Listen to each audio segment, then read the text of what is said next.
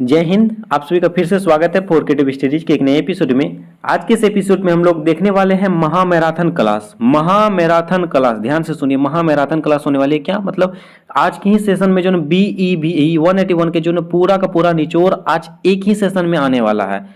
ये सेशन थोड़ा लंबा जा सकता है और ये सेशन लंबा जाने है ना जा रहा है, तो आप इस सेशन को जरूर देखिएगा, काफी इंपॉर्टेंट होने वाली है। जैसे कि पिछले सेशन वाले एग्जाम के टाइम में भी मैंने ये सेशन लाया था महामैराथन क्लासेस, उसमें जो ना डायरेक्टली 40 प्लस क्वेश्चंस उसी एक सेशन से आ चुका था। आप सभी कमेंट बॉक्स में जाके उस सेशन में देख सकते हो, महामैराथन क्लास उसमें भी लिखा हुआ था। और इसमें जो ना कुछ नया क्वेश्चंस भी ऐड किया गया है ना।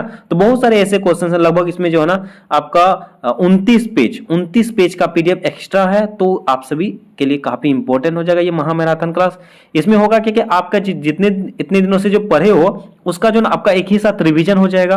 तो ये सेशन आप जरूर पूरा अंतिम तक देखिएगा मेरे दोस्त।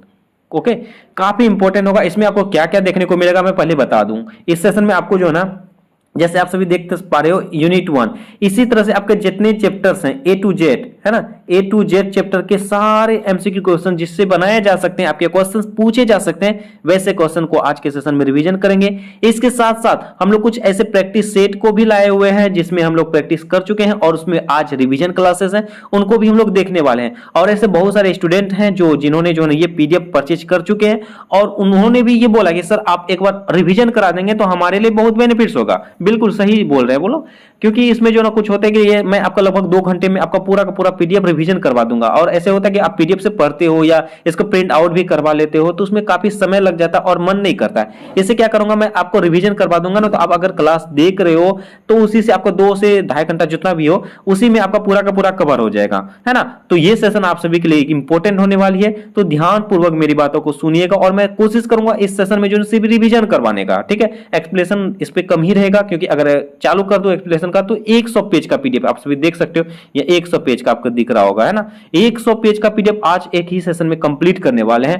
तो मैं अगर उस सब कुछ डिटेल से चर्चा करना लगूं तो लगभग 2 दिन 3 दिन लग जाएगा, तो वो उतना भी नहीं करना है ना।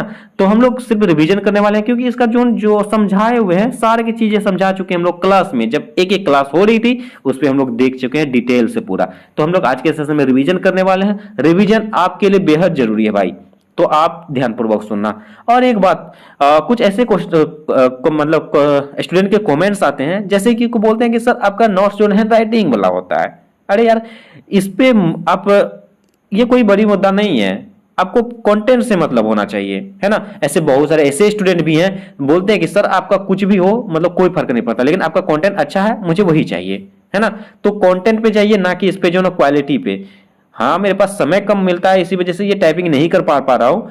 हाँ ठीक है, तो मैं हैंडराइटिंग में इतना अच्छे से क्लियर से लिखा हुआ है, इतने अच्छे हैंडराइटिंग में कि आपको कोई दिक्कत भी नहीं होने वाली है ना। तो ये सब चीजें मतलब जो ये एक बहाना है आपके लिए, तो ये सब चीज को मैं कहूंगा साइड ही रखें। ओके, तो चलिए ये हो गया आपके क्लास में। चलो हम लोग स्टार्ट करते हैं आज के सेशन को। एक एक करके हम लोग देखने वाले हैं। पहले यूनिट 1 को देखेंगे, 2 को, 3 को, पहले चैप्टर वाइज करेंगे। और इसमें आपको जो ना PYQ भी इंक्लूड है, ठीक है। PYQ जो क्वेश्चन पूछे गए तो उनमें भी सी क्वेश्चन मैंने छाट छाट के इसमें ऐड कर रखा है, ठीक है, चैप्टर वाइज में। तो आपके एक ही सेशन में सब कुछ कंप्लीट हो जाएगा। तो चलिए स्टार्ट करते हैं। हम लोग थोड़ा स्पीड में मैं बोलने की कोशिश करूंगा ताकि जल्दी से जल्दी ये क्लास कंप्लीट हो जाए, ठीक है, आपका रिवीजन हो जाए, कम समय लगे, है ना। तो चलिए देखिए, पहला क्वेश्चन क्या जाता है, पर्यावरण के उदाहरण है। आपको इस तरह से भी क्वेश्चन पूछे जा सकते हैं कि पर्यावरण के निम्नलिखित में से कौन उदाहरण है। इस पे से आपको इतने सारे ऑप्शन मैंने दे रखा है, तो ये सारे के सारे जो ना पर्यावरण के ही उदाहरण है ना। इनमें से कोई भी आपके ऑप्शन में देखने को मिल सकता है, जैसे कि वायु हो गया, जल हो गया, थल हो गया, पादप हो गया, जंतु हो गया, और इसके अलावा कुछ और भी हैं, लेकिन ये सब ज्यादा चर्चा में है और आपके क्वेश्चन में लगातार ये सब पूछे जाते हैं। तो आपके ऑप्शन में इस प्रकार देखने को मिल सकता है। तो इसमें आपको नहीं वाला भी ऑप्शन देखने को मिल सकता है। नहीं वाला में कोई और दे देगा, 3 कोई और, मतलब कि एक जो ये इनमें से 3 दे देगा और इनमें से एक जो है ना कुछ और दे देगा। तो उस तरह से आपको ढूंढना होगा।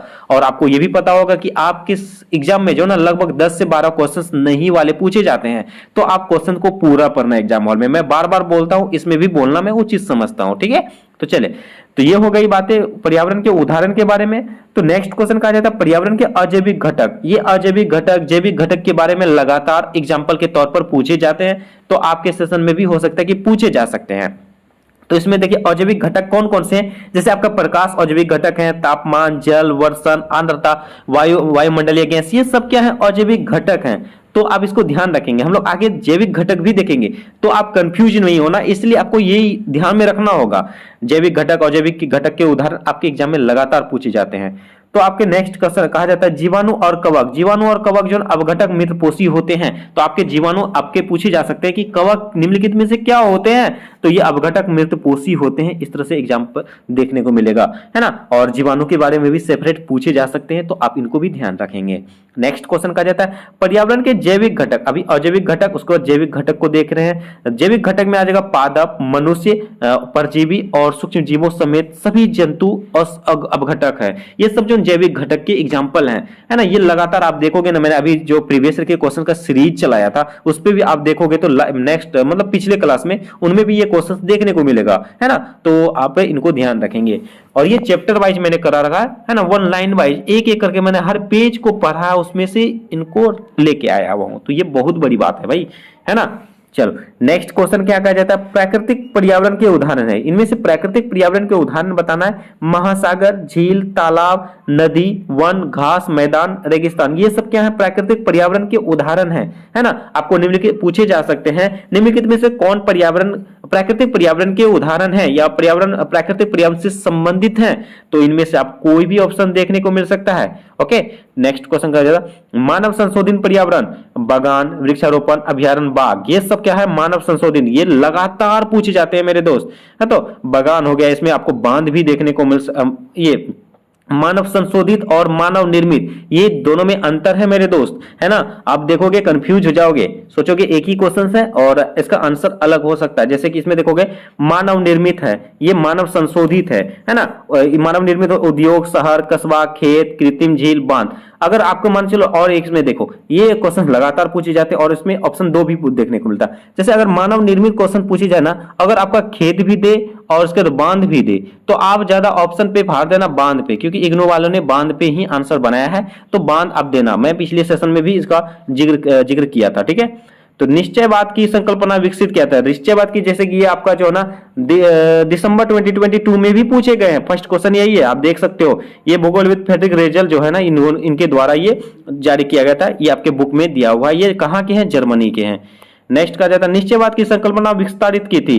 देखिए ये विस्तारित और संकल्पना के विकसित दोनों अंतर हैं, तो आप दोनों ध्यान रखेंगे। ये हंटिंगटन द्वारा किया गया था। ये आपके ऑप्शन इस प्रकार सिर्फ हंटिंगटन भी देखने को मिलेगा, है ना। नेक्स्ट क्वेश्चन कहा जाता है संभावनावाद शब्द का दिया था। संभावनावाद का मतलब विकसित किसने किया था, ये जो ना फेवरे द्वारा किया गया था। ये आप ऐसे भी सिर्फ फेवरे भी देखने को मिल सकता है, ठीक है। ये कौन थे, इतिहासकार थे। और उसके निश्चयवाद का अभिगम किसकी अवधारणा पर आधारित होता है, ये एल्बर्ट हंटिंगटन के द्वारा होता है। उसके बाद संभावनावाद बताता है कि भौतिक पर्यावरण है, यानी कि ये कौन सी बात है, निष्क्रिय है, ठीक है। तो ये भी ध्यान रखेंगे। तो मैं स्पीड बढ़ा दे रहा हूं ताकि इस पे आपको तो कुछ ज्यादा समय लग जाएगा। देखो अभी यही 8 मिनट हो गया अभी तक, है ना। तो चलो नेक्स्ट देखते हैं हम लोग। सतत विकास की संकल्पना को किसने औपचारिक रूप से परिभाषित किया था, ये आवर कॉमन फ्यूचर। ये भी क्वेश्चन प्रीवियस के क्वेश्चन में आपको देखने को मिलेगा। रियो डी जेनेरियो, ये मोस्ट इंपोर्टेंट क्वेश्चन है, कई हर सेशन में लगातार पूछे जा रहे हैं। रियो डी जेनेरियो सम्मेलन आयोजित हुआ था 1992 में हुआ था। तो आप ये बताओगे कहां पे हुआ, ये रियो डी जेनेरियो किस देश में है ना, कमेंट बॉक्स में बताइए।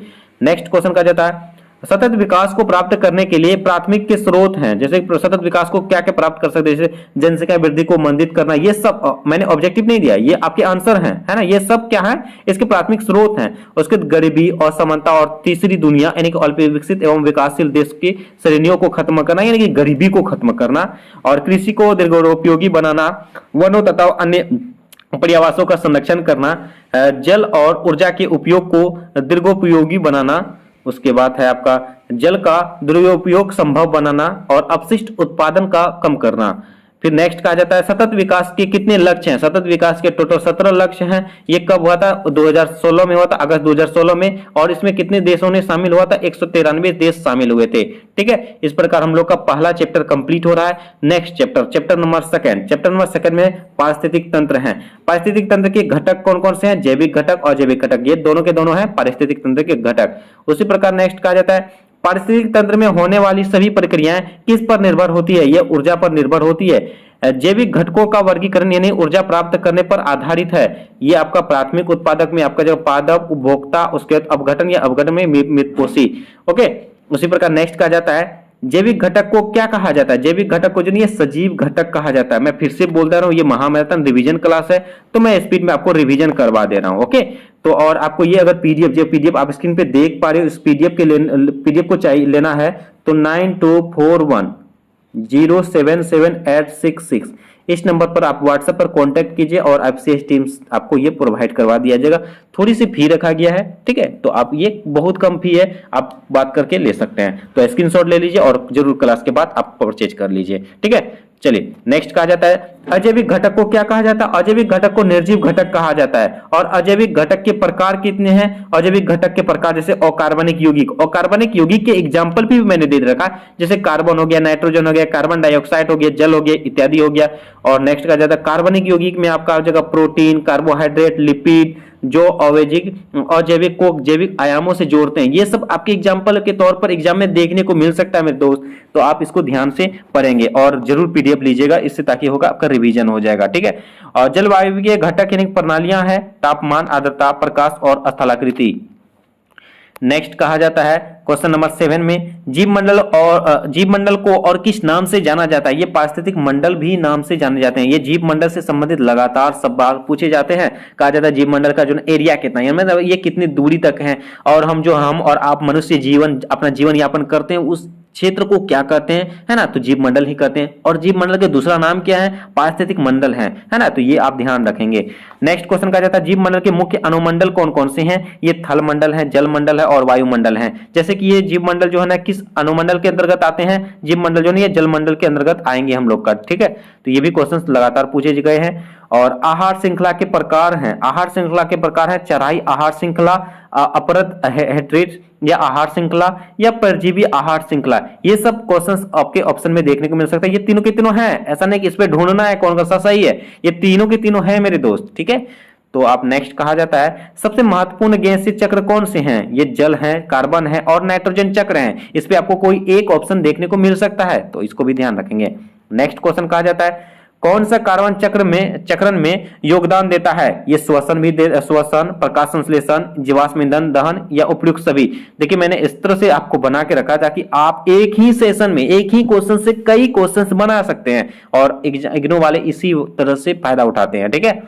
तो इसका आंसर हो जाएगा सभी, है ना, कार्बन चक्र के सभी एग्जाम्पल है। जीव मंडल में नाइट्रोजन का प्रमुख भंडार है, ये वायुमंडल है, ठीक है। मैंने आपको इसके बारे में भी क्लासेस में चर्चा कर रहा है। ओके, जल चक्र सौर ऊर्जा से संचालित होता है, ये सत्य है, ठीक है। आपके ऐसे भी पूछे जा सकते हैं, जल चक्र सौर ऊर्जा से संचालित होते हैं, मतलब इनमें से आपको जो कथन वाला में भी देखने को मिल सकता है। कार्बन चक्र में कार्बन कार्बनिक अथवा अकार्बनिक होता है, ये भी सत्य है। और उसके बाद कहा जाता है सल्फर, फास्फोरस और कैल्शियम चक्र पूर्णतः अपसादित होते हैं, ये गलत है। और पादप सल्फर को सल्फर डाइऑक्साइड के रूप में ग्रहण करते हैं, ये भी गलत है। और नेक्स्ट कहा जाता है पारिस्थितिक अनुक्रम में सम्मिलित है प्राथमिक और द्वितीयक अनुक्रम, और अनुक्रम की अंतिम व्यवस्था काफी स्थिर होती है, वो क्या कहलाती है? अनुक्रम की अंतिम व्यवस्था काफी स्थिर होती है, उसे हम लोग जो ना चरम समुदाय कहते हैं, है ना। तो आप सभी हमारे टेलीग्राम चैनल के साथ जुड़ सकते हैं, इसका नाम भी फोर क्रिएटिव स्टडीज है, और पीडीएफ जरूर ले लीजिएगा। नेक्स्ट आप यूनिट नंबर 3 में प्रवेश कर चुके हैं, प्रमुख परितंत्र। वन सदाबहार हो सकते हैं और क्या हो सकते हैं? वन तो सदाबहार होते ही हैं, इसके साथ साथ और क्या हो सकते हैं? ये पतझड़ वाला भी हो सकते हैं। नेक्स्ट का उष्णकटिबंधीय वर्षा प्रचुर वन किसके निकट पाए जाते हैं? ये भूमध्य रेखा के निकट पाए जाते हैं। मंगोलिया के मरुस्थल हैं गोबी मरुस्थल, आपकी ये भी पूछे जा सकते हैं गोबी मरुस्थल कहाँ पे है? तो ये मंगोलिया में है। और मिस्र के मरुस्थल जैसे सिनाई मरुस्थल, जैसे अपना है ना थार रेगिस्तान, है ना, तो राजस्थान में जो है उसी प्रकार ये भी ये जो ना मरुस्थल है सिनाई मरुस्थल कहाँ पे है? मिस्र में। और गोबी मरुस्थल कहाँ है? मंगोलिया में। विश्व के सर्वाधिक जनसंख्या वाले मरुस्थलों में से कौन से हैं? ये भारतीय मरुस्थल जो कि थार मरुस्थल हैं, और भारत में मरुस्थल है थार मरुस्थल राजस्थान, ठीक है। तो ये सब भी ध्यान रखेंगे। ये क्वेश्चन काफी इंपॉर्टेंट हो जाएगा आपका। कौन सा जंतु आवधिक रूप से पानी पीता है और शरीर क्रियात्मक रूप से लंबे अरसे तक उत्तक निर्जलीकरण को सह सकता है? यानी कि ये ऊंट है, जो नहीं, ये जो मतलब रेगिस्तान में ही पाए रहते हैं, तो आप इसको ध्यान रखेंगे। नेक्स्ट कहा जाता है किस जीवों में अप्रैल से जून के दौरान तेज गर्मी और सुलझाने वाली हवाएं चलती है, जिससे जल शुष्कन क्रिया बहुत अधिक होती है? ये मरुस्थलीय जीवोम हो जाएगा। ठीक है, नेक्स्ट क्वेश्चन कहा जाता है थार रेगिस्तान में कैलोटिस और यूरोमेक्टिस किन जंतुओं में परभक्षी है? यह रेगिस्तानी टिड्डी में है। और जलीय जीवों में कितने समूह हैं? जलीय जीवों में 5 समूह हैं। जलीय जीवों के 5 समूह, जलीय जीवों के कौन कौन से समूह हैं? पटलक, परिपादक, प्लवक, तरनाक और नितलक। ये सब आप देखने को मिल सकता है, कोई भी एक ऑप्शन। नेक्स्ट क्वेश्चन पटलक। पटलक क्या होता है? ये भी आपके पूछे जाते हैं। पटलक, प्लवक ये सब क्या है, इसके बारे में देखिए। पटलक जो है ना, पानी की पृष्ठ फिल्म में पाए जाने वाला। और तरनक है जलीय प्राणी जो कुशलता से तैरते हैं और पानी की धाराओं पर काबू पाने में समर्थ भी हैं। नेक्स्ट का ज्यादा नितलक। नितलक क्या होते हैं? पौधों और प्राणियों का समूह जो जलीय पारतंत्र की तली में या तली पर पाए जाते हैं। ये प्लवक हर बार हर सेशन में लगभग देखने को मिलेगा, है ना। एग्जाम जो है ना, वो एग्जाम में क्वेश्चन पूछे जाते हैं। कहा जाता है सूक्ष्म आकार के प्राणी और पौधे जो जलीय पारतंत्रों जैसे कि समुद्र, नदियां, तालाब और झीलों में पलवन करते रहते हैं। यह जीव स्वतंत्र रूप से गति कर सकने में असमर्थ हैं और गति के लिए जल धाराओं पर निर्भर हैं। ये प्लवक के बारे में लगातार क्वेश्चंस पूछे जाते हैं, तो आप इसको ध्यान रखेंगे। नेक्स्ट कहा जाता है परिपादक। परिपादक क्या होते हैं? ये पौधे या प्राणी पंख से ऊपर या ऊपर जल पौधों से चिपके रहते हैं। और लवण जल पारितंत्र को 2 भागों में बांटा गया है। कौन कौन से? सरो और सरित। दुनिया की सबसे बड़ी झील है सुपरियर झील, जो उत्तरी अमेरिका में है। इसका कुल क्षेत्रफल है लगभग 83,000 वर्ग किलोमीटर है, तो ये भी ध्यान रखेंगे। दुनिया की सबसे गहरी झील कौन सी है? बेकाल झील, जो कि साइबेरिया में है। इसका क्षेत्रफल लगभग 31,000 वर्ग किलोमीटर है। और लोकटक झील स्थित है, ये मणिपुर और इम्फाल के बीच है। तो ये भारत का क्षेत्रफल लगभग 286 वर्ग किलोमीटर है, तो ये भी हमें ध्यान रखना है। इस तरह से सवाल पूछे जा सकते हैं। तो अब हम लोग यूनिट नंबर 4 में प्रवेश कर चुके हैं। थल एवं जल संसाधन। थल एवं जल संसाधन में आपका संसाधन कितने प्रकार के होते हैं? संसाधन 2 प्रकार के होते हैं, नवीकरणीय और अनवीकरणीय। भूमि पर जल के रूप हैं, 3 रूप हैं, मीठा जल, खारा जल, समुद्री जल। ये मीठा जल कितना प्रतिशत है, इसके बारे में लगातार क्वेश्चन पूछे जाते हैं, है ना। तो मैंने आगे चर्चा कर रखा है, आप वो भी देखेंगे। भूजल किसका एक प्रमुख स्रोत है? पेयजल का है। उसी प्रकार नेक्स्ट कहा जाता है सूखा होने के अनेक प्रत्यक्ष और अप्रत्यक्ष प्रभाव। जैसे कि आर्थिक प्रभाव क्या हो सकते हैं? फसल, डेयरी, मवेशी, मछली उत्पादन की हानि। पर्यावरणीय हो जाएगा, पादप और जंतु प्रजातियों को क्षति, मृदा अपरदन, ये सब आपको मिलान चिन्ह में देखने को मिलेगा भाई। सामाजिक में आपका जगह भोजन की कमी, स्वास्थ्य की क्षति और जल उपभोक्ताओं के बीच विवाद। जल संरक्षण के तरीका, ये सब आपके कथन वाले में पूछे जाएंगे। इनमें से निम्नलिखित में से कौन सा कथन गलत है? तो आपके ये सब ऑप्शन देखने को मिल सकता है। छतों से वाहित जल को एकीकृत करना, जल ग्रहण क्षेत्र से वाहित जल को एकीकृत करना, या तालाबों और जलाशयों में स्थानीय सरिताओं से बाद के मौसम जल को एकत्रित करना, और जलभर प्रबंधन के द्वारा जल का संरक्षण करना। ये जल संरक्षण के तरीका हैं। और कहा जाता है जल संरक्षण से होने वाले क्या क्या कार्य हैं? जैसे पेयजल प्रदान करना, सिंचाई के लिए जल प्रदान करना, भूजल पुनर्भरण में वृद्धि, उसके बाद बाढ़ का पानी के विसर्जन, या शहरी बाढ़ और वाहित जल को कम करना, ये तटीय क्षेत्रों में समुद्री जल के आने को कम करना। ठीक है, नेक्स्ट अब हम लोग देखें मानव जीवन निर्वहन के लिए सबसे प्रमुख पदार्थों में से एक है मीठा जल। कहां पर सब जल की गति सतत होती है? ये पृथ्वी पर जल की सतह जो है ना, गति जो है ना सतत होती है। कृषि जल का सबसे बड़ा भाग है उपभोक्ता। कृष्णा ट्रिब्यूनल का निर्माण कब हुआ था? 1973। इस तरह से लगातार क्वेश्चन पूछे जाते हैं, है ना। कृष्णा ट्रिब्यूनल का निर्माण कब हुआ था? 1973 में हुआ था। भूमि की सबसे ऊपरी परत बताती है मृदा, मृदा बनाती है। ठीक है, और चट्टानों पर क्रिया करने वाली यांत्रिक बल क्या कहलाते हैं? क्या करते हैं? ये भौतिक क्षरण करते हैं। और नेक्स्ट कहा है कि भूमि की गुणवत्ता में कमी आने की प्रक्रिया है भूमि का निम्नीकरण। जल कौन सी संसाधन है? नवीकरणीय संसाधन है ना। उसके बाद नेक्स्ट कहा जाता है भूमि कौन सी संसाधन है? ये अनवीकरणीय संसाधन है ना। नेक्स्ट क्वेश्चन कहा जाता है आप हम लोग पहुंच चुके हैं यूनिट 5। यूनिट 5 में कहा जाता है वन है तो हम हैं, वन नहीं तो हम नहीं है। ठीक है, पृथ्वी पर उपलब्ध सबसे विशाल नवीकरणीय संसाधन है वन है। भूमि की सबसे बड़ी समस्या वन अपरूपण है। वन अवरुपन के क्या क्या कारण हैं? जनसंख्या विस्फोट है, वनों में आग है, पशुओं द्वारा चराई है, या पीड़क जीवों का हमला है। ये वन अवरुपन के बारे में आप देखोगे तो लगभग 3 से 4 सेशन में अब तक एग्जाम में पूछे जा चुके हैं और यही क्वेश्चन पूछे जाते हैं। जिस तरह से आपके देखने को मिला ना स्क्रीन में ऑप्शन, यही सब ऑप्शन भी देते हैं भाई, तो आप इसको ध्यान रखेंगे।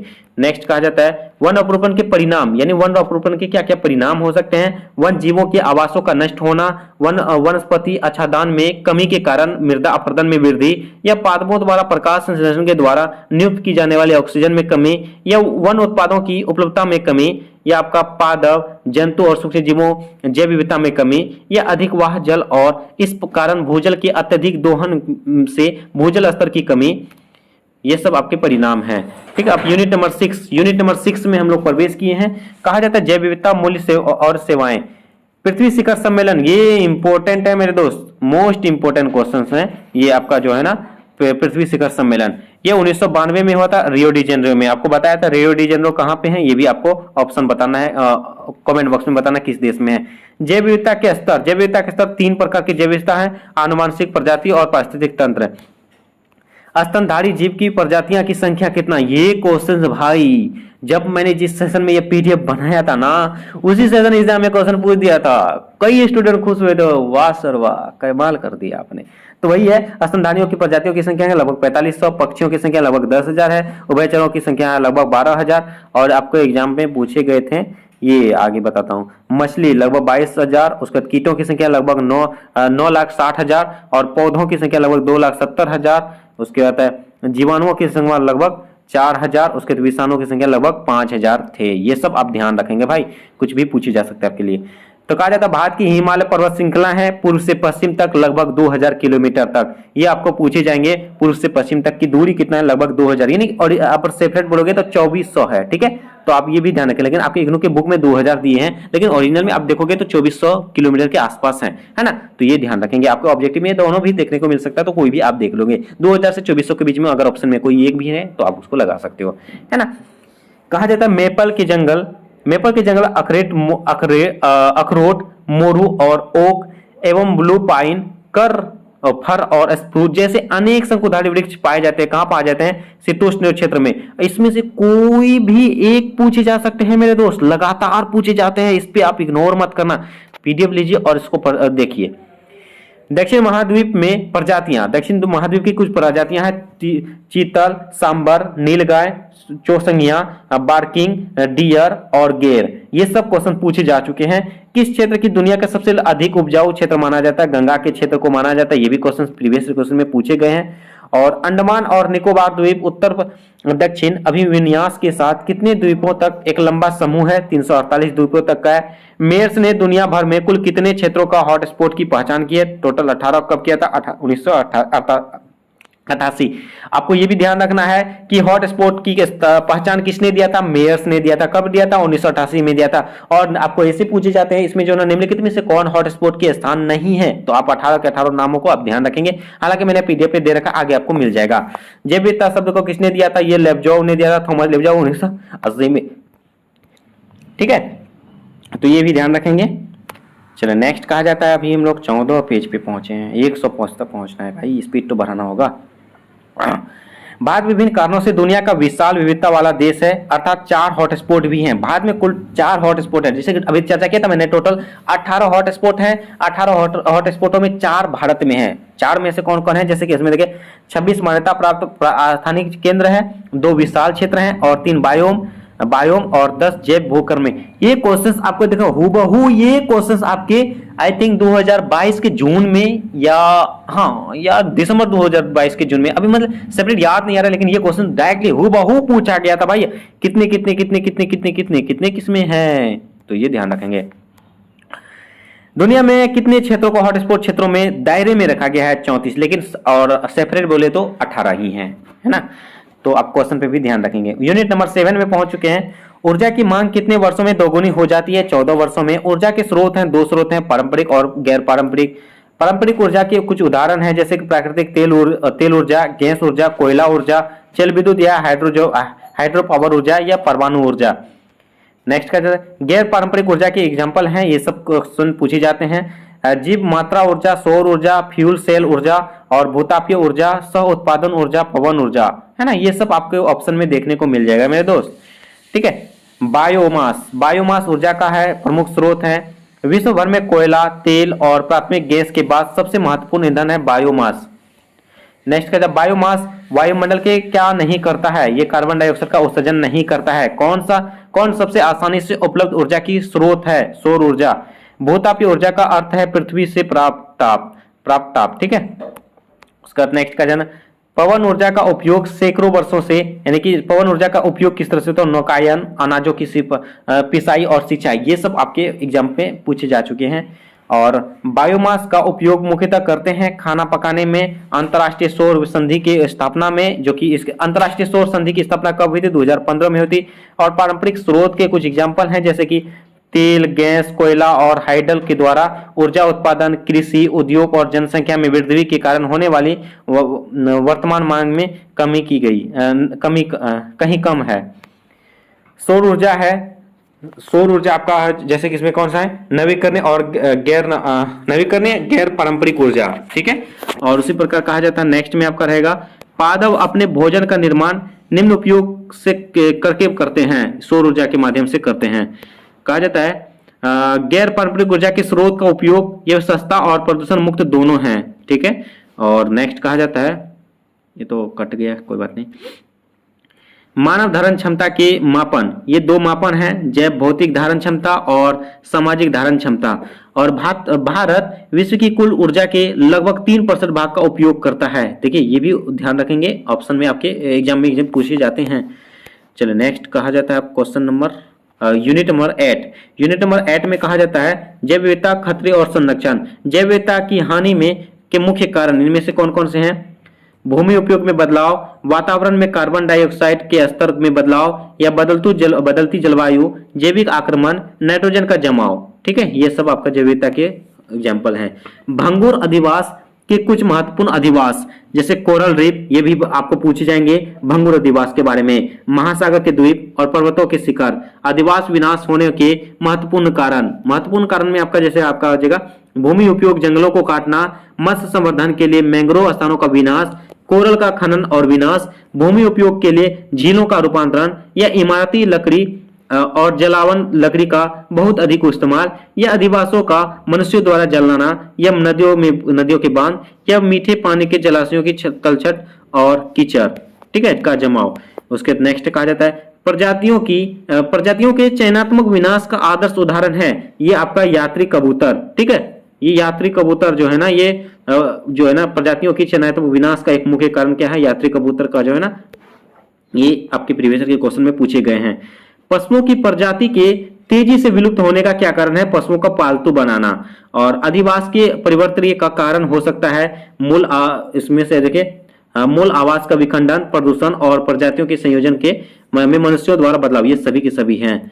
नेक्स्ट कहा जाता है शिकार के प्रकार 3 प्रकार हैं, वाणिज्यिक शिकार, निर्वाह शिकार, खेल के रूप में शिकार। बांध अभयारण्य परियोजना कब से लागू किया गया था, ये भी क्वेश्चन पूछे गए हैं। 1 अप्रैल 1973 को। मगरमच्छ के प्रकार 3 प्रकार हैं, मीठे पानी का मगरमच्छ, खारे पानी का मगरमच्छ तथा घड़ियाल। भारत में जैव मंडल भंडारों की संख्या कितनी है, टोटल 18 हैं, ये पूछे गए हैं, आप ध्यान रखेंगे। बही स्थल में प्रयुक्त कुछ महत्वपूर्ण तकनीकों का यहाँ वर्णन किया गया है, जैसे कि आपको देखो बंधक स्थिति में प्रजनन, भ्रूण भंडारण और प्रौद्योगिकी हस्तांतरण, कृत्रिम विनिवेचन या कायिक कोशिका फ्लोइंग या आपका पालन पोषण करना, हस्तांतरण, स्थापन या आपका हो जाएगा पुनः स्थापन। ठीक है, पुनः स्थापन, ये सब एग्जाम्पल हैं। निम्न में से कौन आनुवंशिक बीमा देता है, आनुवंशिक बीमा कौन देता है, ये बीज बैंक देते हैं, ये भी क्वेश्चन पीवाईक्यू में पूछे गए हैं। ठीक है, नेक्स्ट क्वेश्चन कहा जाता है, नेक्स्ट आपका कृत्रिम विनिवेचन उपयोगी होता है, ये जो है ना सभी में होता है, जैसे कुत्ते, बिल्ली, हाथी, सांप। ठीक है, आपका बहिर्स्थल, अच्छा कृत्रिम विनिवेचन, ये जो आपका यहाँ पे मैंने टिक नहीं लगाया, सॉरी, ये तो ऑप्शन वाला था ना, ये हाथी हो जाएगा। ठीक है, तो ये ध्यान रखेंगे। बहिस्थल संरक्षण के स्थान है वनस्पति उद्यान, पार्क, ये आपको एग्जाम में पूछे गए हैं। बीज बैंक और उत्तक संवर्धन पादप संरक्षण की महत्वपूर्ण विधियां हैं। आप यूनिट नंबर हम लोग 9 में पहुंच चुके हैं। प्रदूषक की श्रेणी दो श्रेणी है, अजैव निम्नीकरण प्रदूषक और जैव निम्नीकरण प्रदूषक। पर्यावरण घटकों को संदूषित करते हैं तो वे क्या कहलाते हैं? प्रदूषण कहलाते हैं। उसी प्रकार प्लास्टिक कैसा प्रदूषण है? प्लास्टिक प्रदूषण जो अपघटित ना होने वाला है, ये प्लास्टिक जो अपघटित नहीं होता है, तो ये भी ध्यान रखेंगे। छोटे कणकीय में क्या उपशोषित हो जाते हैं? ये सल्फर डाइऑक्साइड होते हैं। प्रदूषक के प्रारूप, प्रदूषक के तीन प्रारूप हैं, प्राकृतिक प्रारूप प्रदूषक, ये प्राथमिक प्रदूषक, ये आपका द्वितीयक प्रदूषक। भोपाल भोपाल गैस त्रासदी कब हुआ था? ये क्वेश्चंस काफी इंपॉर्टेंट है, कई बार पूछे जा चुके हैं। तो आपका ये 1984 में हुआ था, जो कि 1969 में एक फैक्ट्री बना था और 1979 में मिथाइल आइसोसाइनेट इसमें का उत्पादन करा था। और आपको ऐसे भी पूछे जा सकते हैं कि भोपाल गैस त्रासदी में जो है कौन से गैस का उत्पादन किया जाता था? ये मिथाइल आइसोसाइनेट का होता था। ये कब बना था फैक्ट्री? 1969 में हुआ था। और ये विस्फोट, ये जो ना त्रासदी कब हुआ था? 1984 में हुआ था, जो काफी भयानक था, है ना, दर्दनाक था। कार्य था प्राकृतिक प्रदूषक, जैसे इसमें पौधों की वाष्पशील कार्बनिक यौगिक और प्रकाश रासायनिक अपचायक यानी नाइट्रोजन एवं हाइड्रोकार्बन में ऑक्साइड। उसके बाद अम्लवर्षण मानव जनित क्रियाकलापों द्वारा। वायुमंडलीय उत्क्रमण, ठंडी हवा के ऊपर उष्णतर वायु एक अस्थायी परत। और भोपाल गैस त्रासदी मिथाइल आइसोसाइनेट यानी कि MIC, ठीक है। और जल प्रदूषकों के प्रारूप, जैविक कारक, रासायनिक कारक, भौतिक कारक। और मैं फिर से आपको रिपीट कर दे रहा हूं, एक सेशन आपके लिए रिवीजन की है। तो बहुत सारे स्टूडेंट बोलेंगे सर कुछ समझाते नहीं हो। यार क्या समझाऊं उसमें? रिवीजन क्लास है, आपको शुरुआत में बताया, थंबनेल में भी बताया, ठीक है। तो ये भी ध्यान रखेंगे। हमारे स्वास्थ्य और एवं जलीय जीवन को जीवित रखने के लिए क्या जोखिम पूर्ण है? यह प्रदूषित जल। और नेक्स्ट कहा जाता है देश के अनेकों स्तर पर जल संसाधन की गुणवत्ता की निगरानी करता है CPCB। और आप क्या करोगे? CPCB का जो ना फुल फॉर्म भी ध्यान रखोगे। नेक्स्ट कहा जाता है भूभाग के जंगलों के काटने से प्राकृतिक जीव जंतु एवं पेड़ पौधों को नष्ट किया जाता है। और जैव संचलन का अर्थ आहार श्रृंखला में प्रदूषण का प्रवेश है। और ध्वनि प्रदूषण अभिशाप को प्रभावी रूप से नियंत्रित करने के लिए जागरूकता, उत्प्रेरणा एवं कानून बनाने की आवश्यकता है।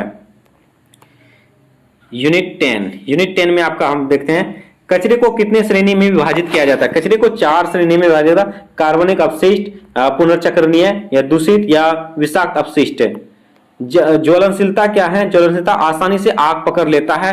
आपको एग्जाम में पूछी जा सकती है आसानी से आग पकड़ने वाला, तो आपका और ज्वलनशीलता हो जाएगा ऑप्शन, ठीक है, राइट आंसर। संरक्षता का अन्य सामग्रियों का क्षय कर देता है। अभिक्रियाशीलता हो जाएगा जल के साथ प्रबल अभिक्रिया करता है अथवा अन्य रसायनों के साथ अभिक्रिया करके विस्फोट करता है। रेडियोधर्मिता हो जाए आयनी विकिरण निर्मुक्त करता है। और अविषालिकता, ये आपका उपचायी विकार, विषीकरण रोग, उत्परिवर्तन, कैंसर अथवा विरूपण के लक्षण का उत्पन्न करता है। और संकटदायी अपशिष्ट प्रबंधन के 4 भुजाएं। तो इसमें से आपका एग्जाम में कैसे पूछे थे? निम्नलिखित में से संकटदायी अपशिष्ट प्रबंधन के 4 भुजाओं में से नहीं है। तो आप चारों के याद रखेंगे तो नहीं वाला आसान से निकल जाएगा भैया। तो अपशिष्ट की मात्रा को कम करना, या औद्योगिक अपशिष्ट का पुनर्चक्रण, या अपशिष्ट उपचार, या पर्यावरण हितैषी तरीके से अपशिष्ट का संग्रहण, परिवहन तथा निस्तारण, ठीक है। अपशिष्ट न्यूनीकरण की प्रमुख योजनाएं 3 योजनाएं हैं। प्रक्रिया में परिवर्तन, अपशिष्ट सांद्रता, अपशिष्ट पृथक्करण। संकटदायी अपशिष्ट का उपचार हो जाएगा भौतिक उपचार, रासायनिक उपचार, जैविक उपचार, ठोसीकरण और भस्मीकरण, ठीक है। नेक्स्ट का लैंडफिल निस्तारण का अर्थ है जमीन के नीचे हानिकारक पदार्थों को भंडारित करना। आपका फिर नेक्स्ट कहा जाता है भारत में अपशिष्ट उत्पादन को कितने श्रेणियों में समूहित किया जा सकता है? ये 2 श्रेणियों में समूहित किया जा सकता है, प्रक्रिया अभिमुख और प्रदूषण नियंत्रण अभिमुख। वर्तमान समय में भारत में संकटदायी उद्योगों अपशिष्टों के निस्तारण निम्न विधियां को अपनाया गया है। जैसे इसमें दिया गया है नगर के कचरे के साथ निस्तारण, ये सब अपनाया गया, ठीक है। इसमें टिक लगाने वाला नहीं है, ये सारे के सारे राइट आंसर हैं। नदी के संस्तरों और तटों पर निस्तारण, खुली गड्ढों में जलाना, या निचले क्षेत्रों, नदमुखों और सागरों में निस्तारण, या स्वर रहित भस्मीकरण में जलाना। आपका कहा जाता है अनुप्रयुक्त अपशिष्ट वियोजन का प्रमुख संकट है मृदा तथा भूजल, और अधिकांश देशों में अपशिष्ट के वर्गीकरण के लिए एक निष्ठ सूची की प्रणाली को अपनाया जाता है और अस्पताल के अपशिष्ट का भस्मीकरण करना चाहिए। ठीक है, अस्पताल में जो है अपशिष्ट का भस्मीकरण रेगुलर करना चाहिए। चलो नेक्स्ट कहा जाता है यूनिट नंबर 11 में क्या जाता है, जलवायु का अर्थ है। जलवायु का अर्थ है किसी एक स्थान पर लंबी कालावधि में बनी रहने वाली अपशिष्ट जलवायु वायुमंडल अवस्थाएं। जलवायु को अक्षांश के आधार पर कितने भागों में बांटा जा सकता है? 4 भागों में बांटा जा सकता है, उष्णकटिबंधीय, उपोष्णकटिबंधीय, महाद्वीप या उत्तरी ध्रुव।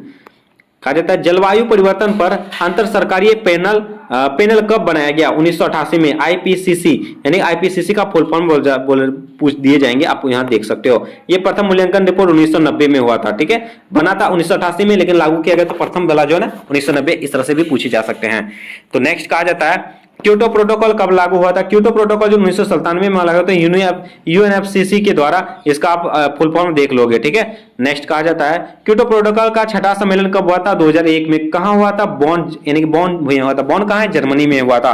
और 8वां कहां हुआ था? 23 अक्टूबर से 1 नवंबर 2002 को दिल्ली में हुआ था। आपको भारत वाला पूछे जा सकते हैं, क्योटो प्रोटोकॉल का भारत में कौन सा संस्करण हुआ था? यह 8वां हुआ था। कहां हुआ था? दिल्ली में हुआ था। कब हुआ था? 2002 में हुआ था।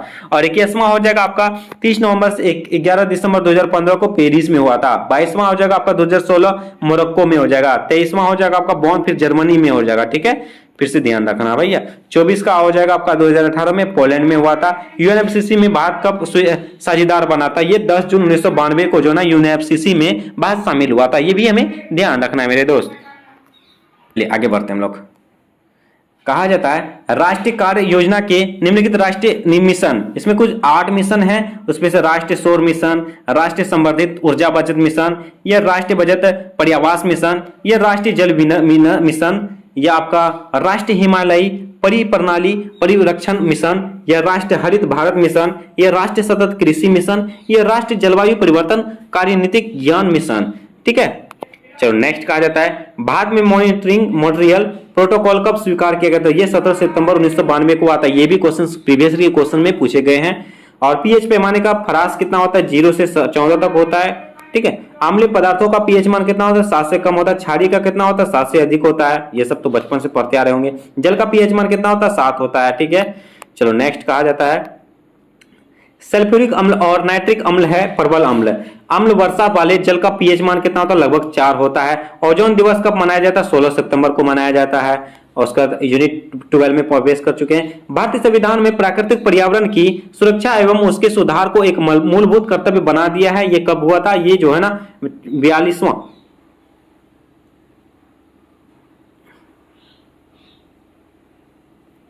ठीक है, 42वां और 1976 में ये क्वेश्चन पूछे गए थे आपके एग्जाम में। और कहा जाता है किस अनुच्छेद के अंतर्गत राज्य सरकार द्वारा यह प्रयास किया जाएगा कि यह पर्यावरण की सुरक्षा करे और सुधार करे? ये अनुच्छेद 48 का ए में पूछे गए हैं, बताए गए। और आपको हूबहू भाई, हूबहू 2022 या 23 नहीं 22 या 23 में पूछे गए थे हूबहू। ये जिस तरह से मैंने लिखा है ना सेम टू सेम पूछा गया था।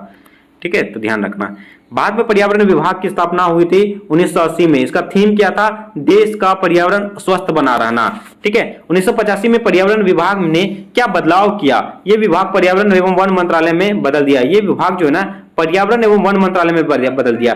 पहले क्या होता था? पर्यावरण विभाग होता था। तो अब क्या किया? पर्यावरण विभाग का नाम को बदल करके पर्यावरण एवं वन मंत्रालय। ठीक है, तो ये ध्यान रखेंगे। 2014 में पर्यावरण एवं वन मंत्रालय में क्या बदलाव हुआ था? इसका नाम बदल दिया था पर्यावरण एवं वन जलवायु परिवर्तन। फिर से ये ध्यान रखना भैया कब हुआ था। और बाद में लागू हो रहे 4 नियम, बाद में लागू हो रहे 4 नियम हैं, जैसे कि जल अधिनियम 1974 में हुआ था, वायु अधिनियम 1981 हुआ था, वन एवं वन्य जीव अधिनियम 1972 और 1982 में, समान अधिनियम 1986। ये सब आप ध्यान रखेंगे भाई, ये सब पूछे जाते हैं। स्टॉकहोम में आयोजित पर्यावरण एवं विकास पर संयुक्त राष्ट्र द्वारा आयोजित समझौता कब हुआ था? 1972 में हुआ था। पृथ्वी शिखर सम्मेलन जून 1992 में रियो डी जेनेरो जो ब्राजील में पड़ता है, पहले भी पूछा था मैंने। कुल एजेंटों की संख्या कितने हैं? 21 है। ये भी पूछे गए एग्जाम में। और समझौते के अंतर्गत इन लक्ष्यों को सम्मिलित किया गया है। गरीबों का समापन करने के लिए एक एकजुटता कोष की स्थापना और $1 के कम पर जीवन निर्वाह करने वाली विश्व की जनसंख्या पर 2015 तक आधा करना, उन लोगों की संख्या को 2015 तक आधा करना जिनके पास स्वच्छ पेयजल और बुनियादी स्वच्छता की कमी है, ठीक है। और वैश्विक स्तर पर और नवीकरणीय ऊर्जा की हिस्सेदारी को बढ़ाना, जिस दर से दुर्लभ जानवरों की विलुप्तता हो रही है उसको 2010 तक कटौती करना, और यह संभव है कि 2015 तक मछलियों का स्टॉक समाप्त हो जाएगा, वहां उन जंगलों का पुनः स्थापित करना और भूख से पीड़ित लोगों की संख्या को आधा करना।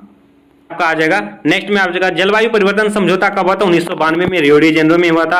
पर्यावरण संबंधी समस्याओं की गंभीरता को देखते हुए भारत सरकार ने पर्यावरण नियोजन एवं समन्वय पर राष्ट्रीय सहमति किया था 1972 में। उसी प्रकार नेक्स्ट आपका यूनिट नंबर 13, यूनिट में 13 में कहा जाता है संयुक्त राष्ट्र निर्धारकों द्वारा जनसंख्या प्रवृत्तियों के अनुसार आधुनिक मानव यानी होमो सेपियंस ये लगभग 50,000 ईसा पूर्व में प्रकट हुए थे, ठीक है। और कृषि लगभग 8,000 ईसा पूर्व। मानव को किस संसाधन पर निर्भर रहना पड़ता है? प्राकृतिक संसाधन पर। और व्यक्ति के स्वास्थ्य पर पड़ने वाले प्रभाव 3 प्रभाव है, आनुवंशिक प्रभाव, व्यवहारगत प्रभाव, पर्यावरण प्रभाव। आपको मैं फिर से बता दूं ये सेशन रिवीजन क्लास है मेरे दोस्त, ठीक है। और कहा जाता है आनुवंशिक प्रभाव के कारण से होने वाले रोग जैसे कि भाइजोफिर्निया और उच्च रक्तचाप, डायबिटीज, एलर्जी ये सब पूछे गए हैं मेरे दोस्त, तो आपको ध्यान रखना। पर्यावरण प्रभाव जैसे कि विष और रासायनिक हैं, ये आपको मिलान चिन्ह में पूछे जाएंगे। विकिरण आपका शारीरिक या भौतिक हो गया, तनाव मनोविज्ञान हो गया, सूक्ष्म जैविक हो गया, अपेक्षा जो सामाजिक हो, ये आपका दिसंबर 2022 क्वेश्चन में हूबहू पूछा गया था मेरे दोस्त, है ना। तो शायद उम्मीद करता हूँ उसी सेशन में मैंने ये पीडीएफ बनाया था, ठीक है। हाँ, तो उसी से पूछा गया, तो हूबहू मिलान चिन्ह में। नेक्स्ट का आपदाएं, वायु आपदाएं जैसे कि आपका वायुमंडल हो जाए, वर्षा, ओलावृष्टि, आंधी, बिजली गिरना, कोहरा, ये सब जो है ना वायुमंडलीय से होते हैं। जलीय में बाढ़ हो जाएगा, समुद्र तटीय लहरें, हिम नदों का पिघलना, जलवाष्पन। भौगोलिक में भूस्खलन, हिमस्खलन, भूकंप, ज्वालामुखी फटना, रेत का गुब्बार। जैविक में गंभीर महामारी, वनों की आग पकड़ जीवों का हमला करना। तो ये सब आपके एग्जाम में पूछी जाएंगे भाई। क्षेत्र जोन नंबर 1 में कहा जाता है इस क्षेत्र को बहुत अल्प क्षति जोखिम क्षेत्र कहते हैं। और क्षेत्र नंबर 2 में कहा जाता है इसे निम्न क्षति जोखिम क्षेत्र कहते हैं। 3 में कहा जाता है इसे मध्यम क्षति से, उसका 4 में उच्च क्षति से, 5वां में आएगा सबसे गंभीर वाले को कहा जाता है। भूकंप ऊर्जा अपने अधिकेंद्र बिंदु से सभी दिशाओं में विकसित होती है। और बाढ़ हो जाएगा आपका नदी की जलधारणा क्षमता से अधिक जल का विसर्जन, ये भी क्वेश्चन पूछे गए हैं। चक्रवात ये हो जाएगा उष्णकटिबंधीय पट्टी में समुद्र तल की गर्म हो जाने पर, ये भी क्वेश्चन आपके प्रीवियस में पूछे गए हैं। सुनामी भौगोलिक घटनाओं के कारण महासागर में बनने वाली लहर, ये भी पूछे गए हैं। मतलब इससे क्वेश्चन लगातार सबसे पूछेगा भाई। सबसे सूखा क्या बहुत कम वर्षा के साथ अस्वाभाविक रूप से शुष्क मौसम का लंबी अवधि तक बने रहना। और चिपको आंदोलन भैया कब हुआ था और किसने किया था, ये भी पूछे गए हैं। तो 2022 में भी आपको पूछे गए थे। 1970 के दशक में था चंडी प्रसाद भट्ट और सुंदरलाल बहुगुणा के द्वारा किया गया था। तो आपके दिसंबर 2022 जो कल के सेशन में मैंने अपलोड कर रखा था उस पर भी ये क्वेश्चन पूछे गए थे, है ना। 14 लास्ट यूनिट पे हम लोग प्रवेश कर चुके हैं भैया। कहा जाता है कि प्रकृति के अनिवार्य रूप से 3 मत दर्शन है, पश्चिमी, सिनेटिक, भारतीय, ठीक है। ये सब ध्यान दे रहे हैं आप। पश्चिमी दर्शन में ये सब हो जाएगा मानव केंद्रित, संरक्षण, परिस्थितिक, ये सब आप ध्यान रखेंगे, ठीक है। चलो ये सब आप यूनिट नंबर 14 उतना कुछ है नहीं, लेकिन आप क्या करोगे इसको ध्यान देंगे। आप इसका पीडीएफ तो ले लिए होंगे तो और उसको देख लेंगे। चलिए ये हो गया। इस तरह से हम लोग का क्या हुआ, क्या कर दिए हम लोग यूनिट जो चैप्टर वाइज था आपका क्लासेस में उनको हम लोग कंप्लीट कर चुके हैं। पूरा डिटेल पूरा A to Z चैप्टर हम लोग कितने मिनट में, लगभग 45 मिनट के आसपास में हम लोग इसको कवर कर चुके हैं। और आप क्या करोगे ये पीडीएफ ले लीजिए, जरूर पीडीएफ देखिए। आप देख लिए होंगे डेमो, ये तो आपका चैप्टर वाइज था। अब प्रैक्टिस करेंगे हम लोग। जैसे पीडीएफ लेने के लिए आपको 1 मिनट देखिए 9241077866 ये आपका एफसीएस टीम का व्हाट्सएप नंबर है। आप इस पे कांटेक्ट करके ले सकते हैं व्हाट्सएप पर, ठीक है। Only WhatsApp, no calling, okay. तो आप व्हाट्सएप पे इसको कांटेक्ट करके ले सकते हो। चलो यहाँ तक की बातें होगी। हम लोग चलो प्रैक्टिस करते हैं, है ना। स्पीड में करेंगे हम लोग। अब हम लोग का कितना पेज में आ चुके हैं, 38 में आ चुके हैं। बहुत ही है, कम ही है, आधा के आसपास पहुंच गए हैं। पर्यावरण एवं वन मंत्रालय का सृजन कब किया गया था? यह 1985 में किया गया था। महाद्वीपीय तथा महासागर किस श्रेणी के उच्चावच है? ये प्रथम श्रेणी के। स्पीड में हम लोग बोल रहे हैं क्योंकि ये रिवीजन क्लास है भैया। कोई मत बोलना कि सर इतना स्पीड में क्यों बोलते हो, स्पीड में ही बोलना पड़ेगा भाई। अब 100 पेज, अभी तक 38 ही पहुंचे, 45 मिनट हो चुका है ना, तो मुझे स्पीड में बोलना होगा, क्योंकि मेरी भी एनर्जी चाहिए ना भैया, है ना। पर्यावरण किसी जीव का चारों ओर गिरे भौतिक एवं जैविक घटना दशाएं एवं उनके साथ अंतः क्रिया को सम्मिलित करता है। ये किसका परिभाषा है? ये पर्यावरण एवं संरक्षण अधिनियम 1986 का परिभाषा है। सभी जीवित जीव अपने निर्वहन और जीवन के लिए अपने तात्कालिक पर निर्भर करते हैं, ये मौसम होते हैं। पर्यावरण को विकास के साथ कब जोड़ा गया था? ये चौथी पंचवर्षीय योजना के तहत जोड़ा गया था। पर्यावरण को विकास के साथ कब जोड़ा गया था? चौथी पंचवर्षीय योजना के साथ जोड़ा गया था। अब देखिए नेक्स्ट कहा जाता है, बाद में धारणीय विकास के दृष्टिकोण में विद्युत उत्पादन का सबसे अच्छा स्रोत है ये जल क्षेत्र है। खाद्य श्रृंखला के आधार पर जीवधारी होते हैं, ये प्रकाश संश्लेषी पादप होते हैं। और कहा जाता है पारिस्थितिक तंत्र में ऊर्जा का प्रभाव होता है, यह निचले से उच्च ऊर्जा के स्तर की ओर। नेक्स्ट कहा जाता है आपका नेक्स्ट में क्षारीय मृदा सुधार में प्रयुक्त होने वाला खनिज कौन सा है? ये पायराइट हो गया।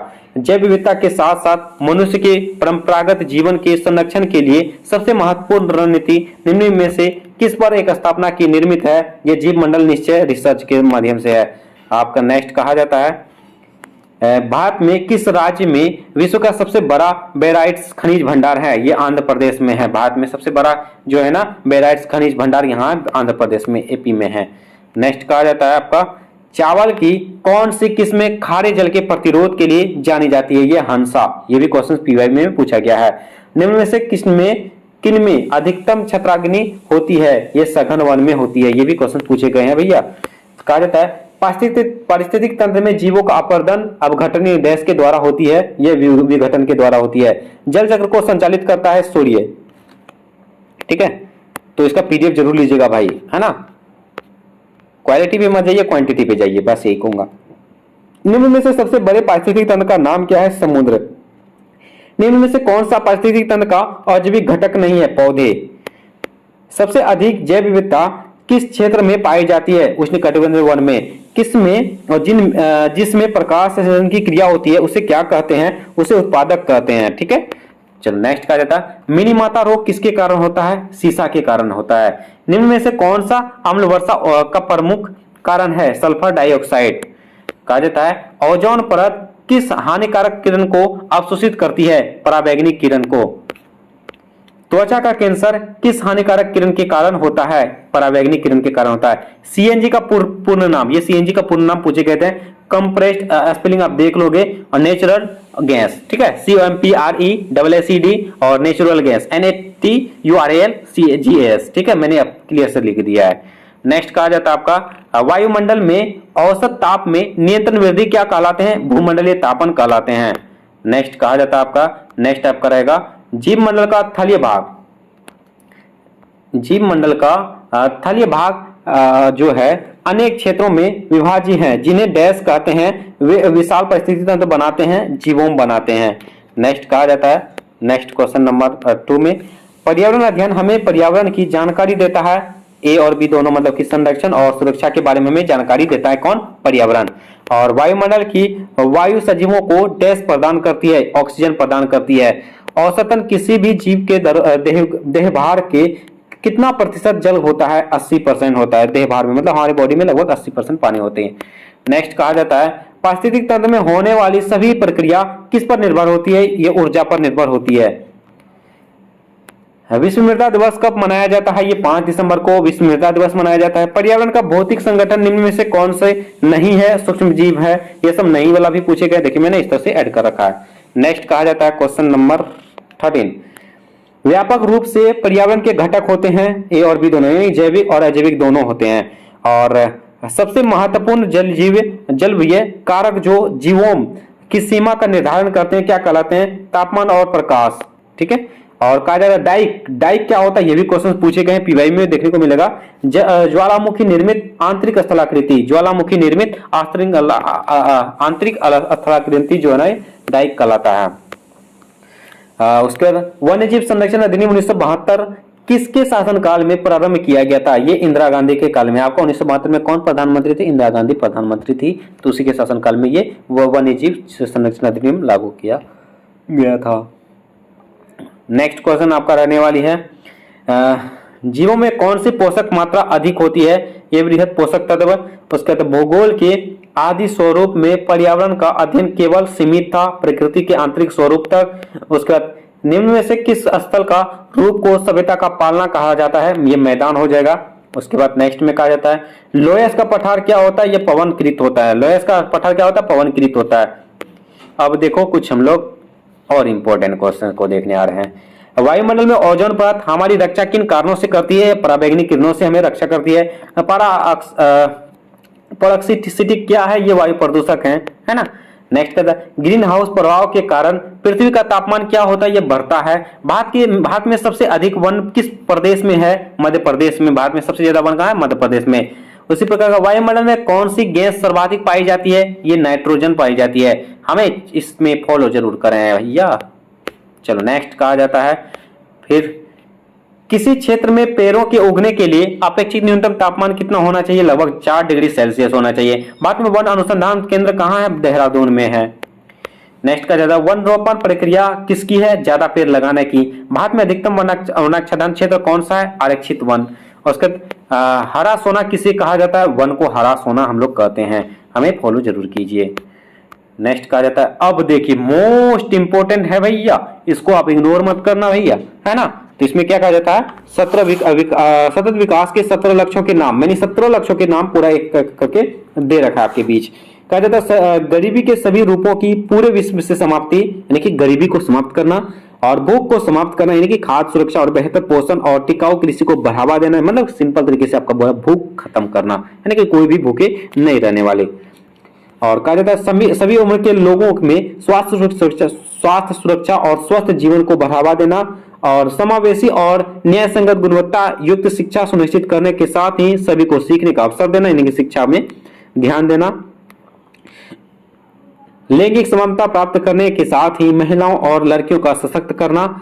उसी प्रकार है सॉरी सभी के लिए स्वच्छता और पानी के सतत प्रबंधन की उपलब्धता सुनिश्चित करना, सस्ती विश्वसनीय टिकाऊ और आधुनिक ऊर्जा तक पहुंच सुनिश्चित करना, और सभी के लिए निरंतर समावेशी और सतत आर्थिक विकास, पूर्ण और उत्पादक रोजगार और सभी काम को बढ़ावा देना, और लचीली बुनियादी ढांचे, समावेशी और सतत औद्योगिकरण को बढ़ावा देना।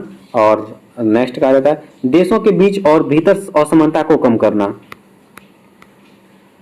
11वां है सुरक्षित, लचीला और टिकाऊ शहर का मानव बस्तियों का निर्माण, अस्थायी खपत और उत्पादन पैटर्न को सुनिश्चित करना। और 13 में कहा जाता है जलवायु परिवर्तन और उसके प्रभावों से निपटने के लिए तत्काल कार्रवाई करना, और अस्थायी सतत विकास के लिए महासागर, समुद्र और समुद्री स्थानों का संरक्षण का उपयोग, सतत उपयोग को बढ़ावा देने वाले स्थानीय पारिस्थितिक प्रणालियों और सुरक्षित जंगलों और जैव विविधता के बढ़ते नुकसान को रोकने का प्रयास करना, है ना। और नेक्स्ट कहा जाता है 16वां में आपका आ जाएगा सतत विकास के लिए शांतिपूर्ण और समावेशी समितियों को बढ़ावा देने के साथ ही सभी स्तरों पर इन्हें प्रभावी जवाबदेही बनाना, ताकि सभी के लिए न्याय सुनिश्चित हो सके। इसी प्रकार लास्ट आपका रहेगा सतत विकास के लिए वैश्विक भागीदारी को पुनर्जीवित करने के अतिरिक्त क्रियान्वयन के साधनों को मजबूत करना। ये टोटल 17 लक्ष्य हैं। 17 के 17 लक्ष्य जो है ना आपके लिए काफी इंपॉर्टेंट है, और इनमें लगातार क्वेश्चन पूछे जाते हैं। मैंने आपको दिखाया भी है, बताया भी है, और हर सेशन में इनको समझाया भी है। आप सभी हमारे साथ जुड़ सकते हो, इन तमाम चीजों से आप देख सकते हो। ठीक है, चलिए नेक्स्ट कहा जाता है हम लोग देखिए 50% से प्लस हो चुके हैं, लगभग 52% पे कर चुके हैं कवर, है ना। 52 पेज पे आ चुके हैं। टोटल 100 पेज पे हम लोग को जाना है ना। तो चलिए स्पीड पे हम लोग करते हैं इसको। लगभग कितना मिनट हो गया? 53 मिनट हो चुका है क्लास, है ना। और लगभग आधा घंटा और चलेगा मेरी क्लास, आधा घंटा में कंप्लीट करा दूंगा। निम्न में से सबसे बड़े पारिस्थितिक तंत्र का नाम क्या है? समुद्र है। और निम्न में से कौन पारिस्थितिक तंत्र का अजैविक घटक नहीं है? पौधे। उसी प्रकार कहा जाता है सबसे अधिक जैव विविधता किस क्षेत्र में पाई जाती है? उष्णकटिबंध में पाई जाती है। और जिसमें प्रकाश संश्लेषण की क्रिया होती है उसे क्या कहते हैं? अब उत्पादक कहते हैं। मिनीमाता रोग किसके कारण होता है? सीसा। अरे ये तो मैं बता दिया ना, फिर से बोल रहा हूँ क्या था। इनमें से कौन सा अम्ल वर्षा का प्रमुख कारण है? सल्फर डाइऑक्साइड है। ओजोन परत किस हानिकारक किरण को अवशोषित करती है? पराबैंगनी किरण। त्वचा का कैंसर किस हानिकारक कारणों से होती है? पराबैंगनी किरण। सीएनजी का ये तो मैंने बताया भाई, फिर से रिपीट हो गया क्या?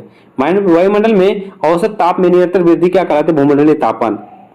तो अच्छा हो सकता है रिपीट हो। कोई बात नहीं। कहा जाता है रचना एवं कार्य की दृष्टि से जैव समुदाय एवं वातावरण एक तंत्र की भांति कार्य करते हैं। इसे क्या कहते हैं? पारिस्थितिक तंत्र कहते हैं। सबसे ज्यादा प्रदूषक किससे होता है? सहयोग। निम्न में से कौन सा मानव परिवर्तित पर्यावरण का उदाहरण है? ये आपका फलोत्पादन। और उसके कहा जाता है निम्न में से किस समुदाय के प्रबंधनकर्ता का प्रबल बोध नहीं होता है? शहरी समुदाय का। नेक्स्ट कहा जाता है निम्न में से कौन सा आनुवंशिक रोग नहीं है? मलेरिया आनुवंशिक रोग नहीं है भैया। आनुवंशिक रोग के एग्जाम्पल यहाँ पे आप देख लेना। नेक्स्ट कहा जाता है ऐसे जीव जो जड़ जमाए पौधों के तने और पत्तियों के संलग्न रहते हैं उन्हें क्या कहते हैं? परिपादक कहलाते हैं।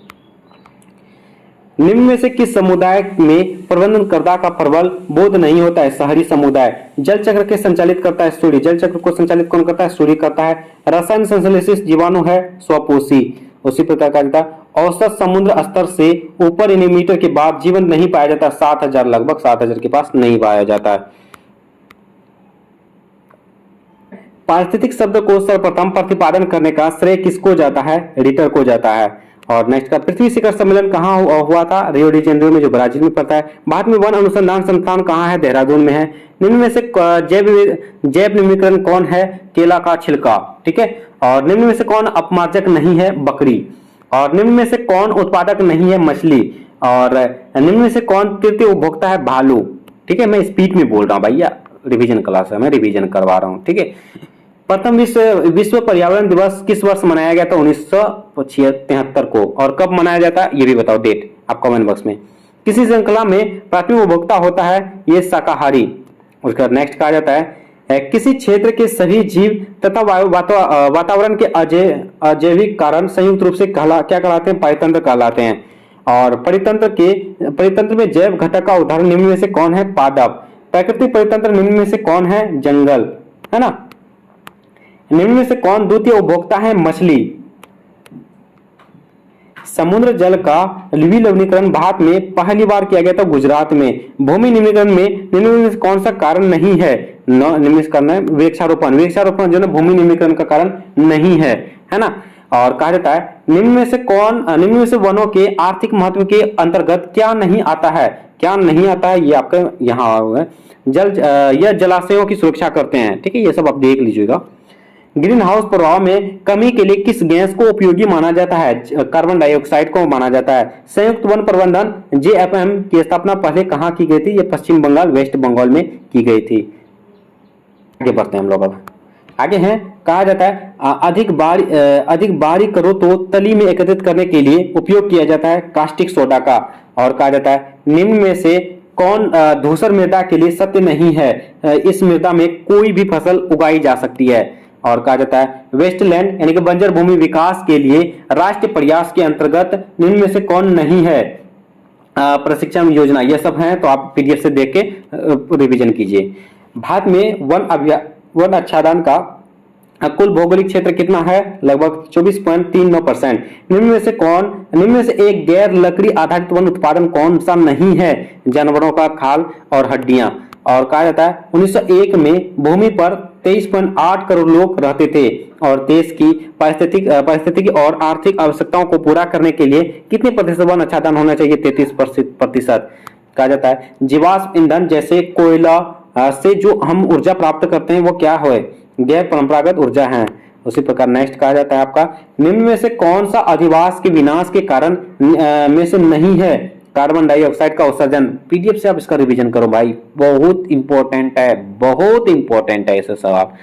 PDF जरूर लीजिएगा भाई, जरूर लीजिएगा। आप इधर उधर तो फालतू चीजों में तो आप इन्वेस्ट करते हो, मुझे समय दीजिए और थोड़ा सा इन्वेस्ट कीजिए मुझ पे, मैं पक्का बोल सकता हूँ आप बेहतर करोगे। ठीक है, एक्सपीरियंस से बोल रहा हूँ, बेहतर करोगे।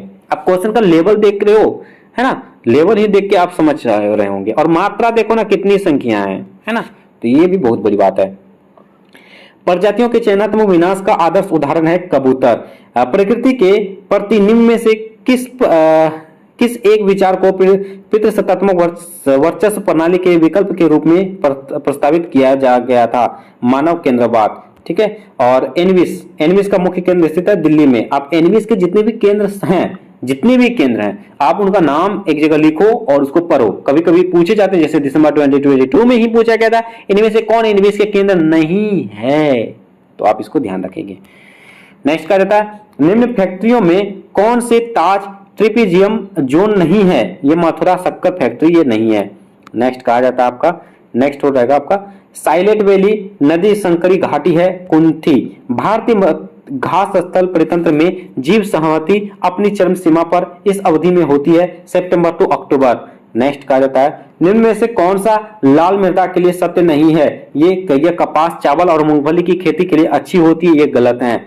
और कहा जाता है क्षारीय मृदा में सबसे प्रभावी उपचार क्या होते हैं? जीवाश्म होते हैं। ग्रीन हाउस प्रभाव में कमी के लिए किस गैस का उपयोगी माना गया है? कार्बन डाइऑक्साइड को माना गया है। और नेक्स्ट कहा जाता है निम्न में से कौन सा वन अपरूपण के परिणाम के अंतर्गत सही कथन चुने? ये पादपों द्वारा प्रकाश संश्लेषण के द्वारा जोड़ी जाने वाली ऑक्सीजन में कमी। नेक्स्ट कहा जाता है आपका निम्न में से कौन सी काली मृदा के लिए सत्य नहीं है? यह एक लावा प्रवाह से बनी मृदा है और यह उपजाऊ मृदा नहीं है। बिल्कुल ये गलत है, ठीक है, तो आप इसको देखेंगे। पशुओं की प्रजाति के तेजी से लुप्त होने का कारण है पशुओं को पालतू बनाना। निम्न में से सबसे खतरनाक आक्रामक एलियंस प्रजाति है गोल्डन एप्पल। नेक्स्ट कहा जाता है भारत के कितने जैव भौगोलिक क्षेत्र हैं? 10। निम्न में से स्थानीय प्रजाति जो विशिष्ट क्षेत्र में पाई जाती है वो कौन है? एजेंडीरोक्टा इंडिका। नेक्स्ट कहा जाता है कौन सा जंतु केवल पश्चिमी घाटों में ही पाई जाती है? ये स्लोथ यानी भालू, जो आलसी भालू होते हैं। भारत विश्व के कुल ऊर्जा उत्पादन में लगभग कितना प्रतिशत उपयोग करता है? 3%, ठीक है। चलो नेक्स्ट कहा जाता है आपका आर्थिक विकास में प्रति व्यक्ति ऊर्जा मांग की वृद्धि दर निम्न में से किस क्षेत्र में है? आवासीय क्षेत्र में है। ईंधन सेल का उपयोग कहाँ किया जाता है? आंतरिक यान में। नेक्स्ट कहा जाता है भारत में पहली तरंग या ज्वारी ऊर्जा कहाँ स्थापित की गई है? त्रिवेंद्रम में। नेक्स्ट कहा जाता है आपका, नेक्स्ट होगा भारत का सबसे बड़ा तेल उत्पादक क्षेत्र कौन सा है? Mumbai high field. और सबसे बड़ा पारिस्थितिक तंत्र है जीव मंडल। ये सब पूछे गए हैं एग्जाम में। और नेक्स्ट कहा जाता है निम्न में से कौन सा आनुवंशिक रोग नहीं है? मलेरिया। रिपीटेड है, एग्जाम में भी पूछे जाते हैं। निम्न में से कौन सा रसायन ओजोन परत के क्षय के उत्तरदायी है? क्लोरोफ्लोरोकार्बन। नेक्स्ट कहा जाता है वन संरक्षण अधिनियम किस वर्ष लागू किया गया था? 1980 में। निम्न में से कौन भारत का जैव विविधता का हॉटस्पॉट है? पश्चिमी घाट। ये ध्यान रखना है। टोटल कितने हैं भारत में? 4 हैं। टोटल 18 हैं, तो ये भी जानेंगे। भारत में 4 हैं, चारों के नाम आप जरूर याद रख लीजिएगा। उनमें से एक तो पश्चिमी घाट बता ही दिया। निम्न में से कौन सा तत्व प्रोटीन का एक महत्वपूर्ण घटक है? नाइट्रोजन। एक नवीकरणीय ऊर्जा का नाम बताइए। बायोमास ऊर्जा। निम्न में से कौन सा उत्पादक है? घास। सभी जीव प्रत्यक्ष या अप्रत्यक्ष रूप से किस पर निर्भर रहते हैं? उत्पादक पर। और कहा जाता है ग्रीन हाउस प्रभाव के कारण क्या होता है? तापमान में वृद्धि होता है। और कहा जाता है जल प्रदूषण निवारण और नियंत्रण अधिनियम किस वर्ष लागू किया गया था? 1974 में लागू किया गया था। और प्रकाश ऊर्जा को रासायनिक ऊर्जा में कौन बदल देता है? ये हरे पौधे प्रकाश ऊर्जा को रासायनिक ऊर्जा में बदल देता है। नेक्स्ट कहा जाता है निम्न में से कौन अपशिष्ट उपचार की जैविक विधि नहीं है? टंकी और अनुपम में भंडार। उसके बाद कहता है एमपीएन का फुल फॉर्म आप देख लोगे भैया। परीक्षण का पता लगाने के लिए किसका उपयोग किया जाता है? ई कोलाई का उपयोग किया जाता है। निम्न में से कौन सा अपरूपण का कारण नहीं है? वायुमंडल में कार्बन डाइऑक्साइड का बढ़ना। निम्न में से उपभोक्ता ऊर्जा प्राप्त करने के लिए किनको खाते हैं? सभी को खाते हैं। इनमें से सभी को हम लोग खा जाते हैं। निम्न में से कौन मानव निर्मित पर्यावरण है? खेती, है ना। उसके प्रकार निम्न में से कौन सा जीव भू रासायनिक चक्र ग्लोबल वार्मिंग की समस्या से प्रत्यक्ष रूप से संबंधित है? कार्बन। निम्न में से कौन ग्लोबल एक माइक्रोबियल परिघटना नहीं है? माइक्रोबियल परिघटना नहीं है। नाइट्रोजन स्थलीकरण। निम्न में से कौन सी मिट्टी में पोषण तत्वों की मात्रा बढ़ा सकता है? अपघटन। उसके बाद कहता है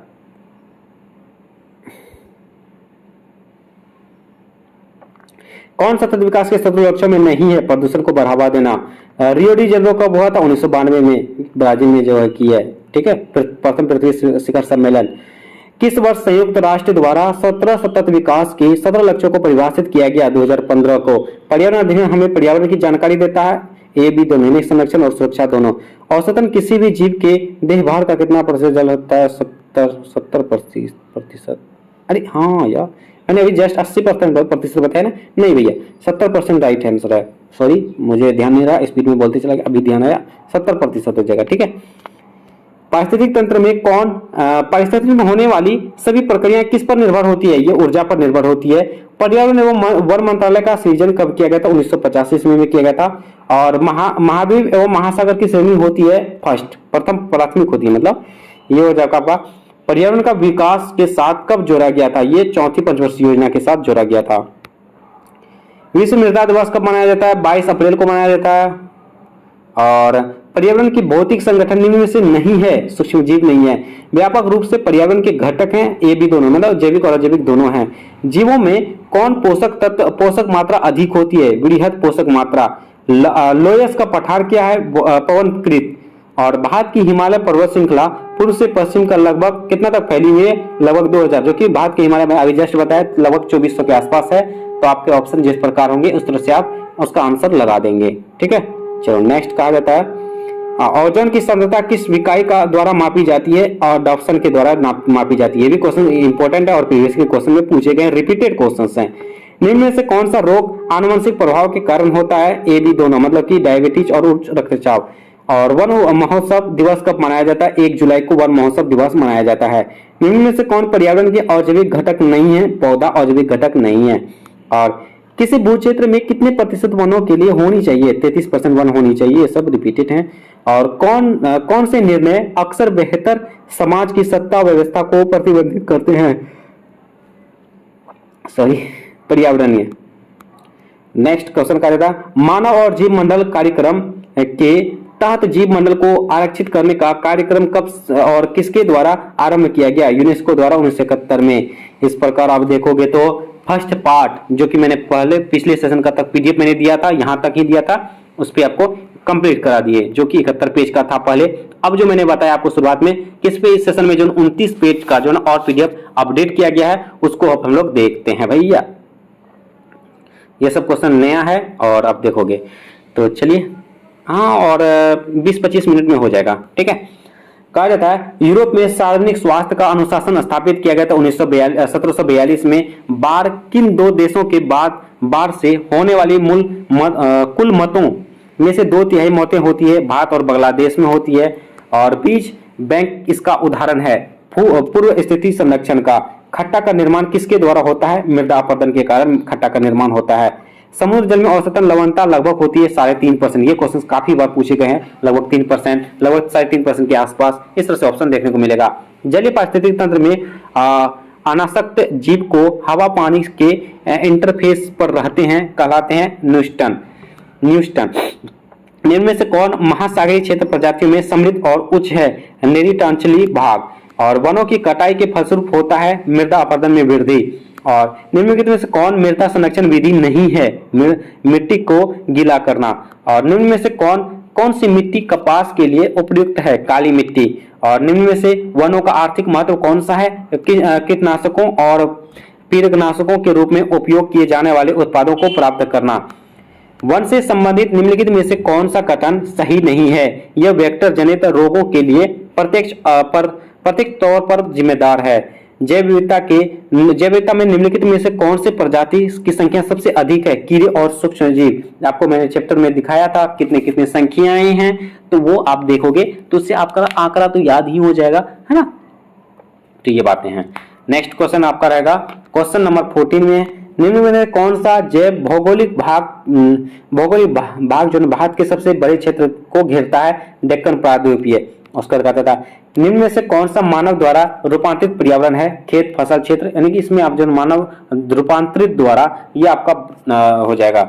उसके बाद नेक्स्ट कहा जाता है निम्न में से कौन सा सतत विकास के लक्ष्य नहीं है? जलवायु क्रिया, ये लक्ष्य नहीं है ना। निम्न में कौन सा आहार श्रृंखला के स्थान स्तर को बढ़ाता है? ये पोषी स्तर को बढ़ाता है। जीव मंडल में बायोस्फीयर में जल घटक क्या कहलाता है? जलमंडल। ये क्वेश्चन देखो कितने इंपॉर्टेंट है। सल्फर चक्र का उदाहरण है अपसादी चक्र का। द्वितीय उपभोक्ता है मांसभक्षी। शंकुधारी वृक्ष वन में मृदा होती है अम्ल व खनिजहीन। और केमिलियन एंगेमीट और गेगो पाए जाते हैं उष्णकटिबंधीय वर्षा प्रचुर वन में। और संलग्न जलीय जीव को जो वायु जल अंतरापृष्ठ पर रहता है वो क्या कहलाता है? पटलक कहलाते हैं। जलीय संसाधनों की वैश्विक वितरण पर विचार करें तो मीठी जल का कितना प्रतिशत है? लगभग 3% से कम है। और अनवीकरणीय संसाधन है खनिज निक्षेप। और निम्न में से कौन सा वन का रसायन परितंत्र और प्रक्रिया और प्रसंस्करण कार्य का भाग नहीं है? कार्बन हिल्स की भांति कार्य करता है। निम्न में से कौन सा गैर लकड़ी वन उत्पाद यानी कि एंटी-एफी नहीं है? खाद्य, फूल और पत्तियां। एक अधिक विविधता वाला पारितंत्र होगा, अधिक भंगुर और संवेदनशील। निम्न में से कौन सा जंतु सिर्फ ब्रह्मपुत्र घाटी में ही पाया जाता है? होबारा बस्टर्ड। निम्न में से कौन सा जैव विविधता का हॉटस्पॉट नहीं है? मध्य प्रदेश के विंध्य और सतपुरा क्षेत्र। और नेक्स्ट कहा जाता है भारत का हॉटस्पॉट है। भारत में कुल 4 हॉटस्पॉट है, आपको बताया था मैंने अभी। Himalaya hotspot, Indo Brahma hotspot, पश्चिमी घाट, सुंदरलैंड। ये मैंने एक पीडीएफ दे दिया था, पीडीएफ में ही इसका सारी चीजें। तो आप पीडीएफ इसके लिए यहाँ पे कांटेक्ट करो भैया, जरूर ले लेना भैया। आप देख ही रहे होंगे कितना इंपॉर्टेंट है भैया। हिमालयन हॉटस्पॉट, हिमालय इसका क्षेत्र कहाँ है? जम्मू कश्मीर, लद्दाख, हिमाचल प्रदेश, उत्तराखंड, सिक्किम, अरुणाचल प्रदेश। और देश की बात करें तो ये नेपाल, भूटान, चीन में भी स्थित है हिमालयन हॉटस्पॉट। नेक्स्ट का था इंडो ब्राह्मण हॉटस्पॉट, ये आपका नागालैंड, मिजोरम, मणिपुर, दक्षिण असम और मेघालय का कुछ भाग में है। पश्चिमी घाट हॉटस्पॉट आपका आ जाएगा आपका, जैसे कि विश्व के 10 गर्म हॉटस्पॉटों में से एक है, तो ये भी पूछे जा सकते हैं। क्षेत्र है आपका महाराष्ट्र, गोवा, गुजरात, तमिलनाडु, केरल, कर्नाटक। और श्रृंखला में जापाना को छोड़कर पूरा श्रृंखला में है। सुंदरलैंड हॉटस्पॉट का क्षेत्र निकोबार द्वीप, इंडोनेशिया, मलेशिया, ब्रुनई। फिर नेक्स्ट क्वेश्चन कहा जाता है प्राकृतिक गैस द्वारा भारत की कितनी ऊर्जा आवश्यकता की पूर्ति करती है? 7% करती है। ठीक है। नेक्स्ट कहा जाता है स्लज यानी कि अपांग गैस में मुख्यतः होती है मीथेन होती है। निम्नलिखित में से कौन सा ऊर्जा का गैर पारंपरिक स्रोत नहीं है? जीवाश्म ईंधन। निम्न में से कौन सा भारत में बड़े बांधों के निर्माण का प्रतिकूल प्रभाव नहीं है? आसपास के क्षेत्र में भूजल स्तर में वृद्धि। श्वसनशील निलंबित कणीय पदार्थ का साइज होता है 1 से 10 मिलीमीटर। अब देखोगे मिलीमीटर, माइक्रोमीटर, इसलिए कंफ्यूज नहीं होना है ना। तो आहार श्रृंखला में एक कड़ी से दूसरी में प्रदूषकों की सांद्रता में होने वाली वृद्धि की परिघटना है जैव आवर्धन। बीओडी का उच्च स्तर इंगित करता है जल में घुली हुई ऑक्सीजन के घटते स्तर को भूमिगत निस्तारण को इसके निस्तारण के लिए वरीयता दी जाती है। प्लास्टिक अपशिष्ट, रिवीजन क्लास है तो मैं रिवीजन करा रहा हूँ। ठीक है। तो आप कुछ बोलोगे कि एक्सप्लेन नहीं करते हो, समझाते नहीं हो, है ना। तो आप तो खुद समझदार हो क्या है ना। एकल उपयोग प्लास्टिक के बारे में नीचे दिए गए कथनों को पढ़िए और सही विकल्प को चुनिए। इस पे आपको देखना है कि कौन कौन इसमें सही है। ठीक है। एकल उपयोग मतलब इसमें क्या करता है? ये नालियों को अवरुद्ध कर देते हैं, ये जंतुओं को हानि पहुंचाते हैं, ये शहरों में बाढ़ आने का कारण है। ये क्वेश्चंस आपके प्रीवियस ईयर के क्वेश्चन में दिसंबर 2022 के एग्जाम में पूछा गया था, जो कि मैं पिछले सेशन में ही बताया था। तो इसका ऑप्शन 1 2 3 इसमें देखिए 1 2 3 कौन सा है? 1 2 3 यहाँ तो है सी में। जलाशयों में सुपोषण इसके द्वारा होता है, फास्फेटों और नाइट्रेटों के। उसी प्रकार नेक्स्ट कहा जाता है ओजोन की सांद्रता को मापने के लिए निम्नलिखित में से किसका उपयोग किया जाता है? डॉप्सन का उपयोग किया जाता है। वायुमंडल गैसों द्वारा अवशोषित किए जाने वाले सौर विकिरण का लगभग कितना प्रतिशत होता है? 20% होता है। हमारे संविधान में पर्यावरण संरक्षण का प्रावधान किया गया है 1976 में। वन्य जीव संरक्षण अधिनियम कब लागू किया था? 1972 ईस्वी में। निम्न में से कौन सा उपयोग केंद्र प्रदूषण नियंत्रण बोर्ड द्वारा चिन्हित 17 प्रदूषणकारी उद्योगों की श्रेणी में नहीं है? खाद्य प्रसंस्करण। इसका आप मिलान चिन्ह करना है और आपको शुरुआत में भी बताया था चैप्टर वाइज में भी, और इसका एग्जाम में भी क्वेश्चन पूछे गए थे।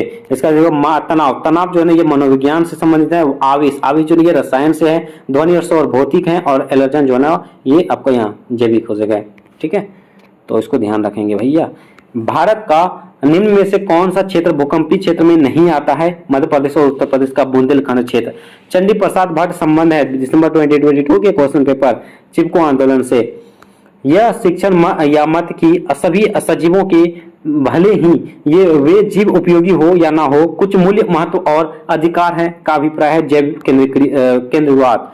और गैर अंग्रेजी भाषी समुदायों में संप्रेषण के लिए सिर्फ अंग्रेजी भाषा सामग्री का उपयोग करना, इसका एक उदाहरण है भौगोलिक असमानता। नदी की जल धारण क्षमता से अधिक जल का विसर्जन क्या कहलाता है? बाढ़। पृथ्वी पर डैश परितंत्र सबसे बड़ा और सबसे अस्थायी परितंत्र है समुद्री।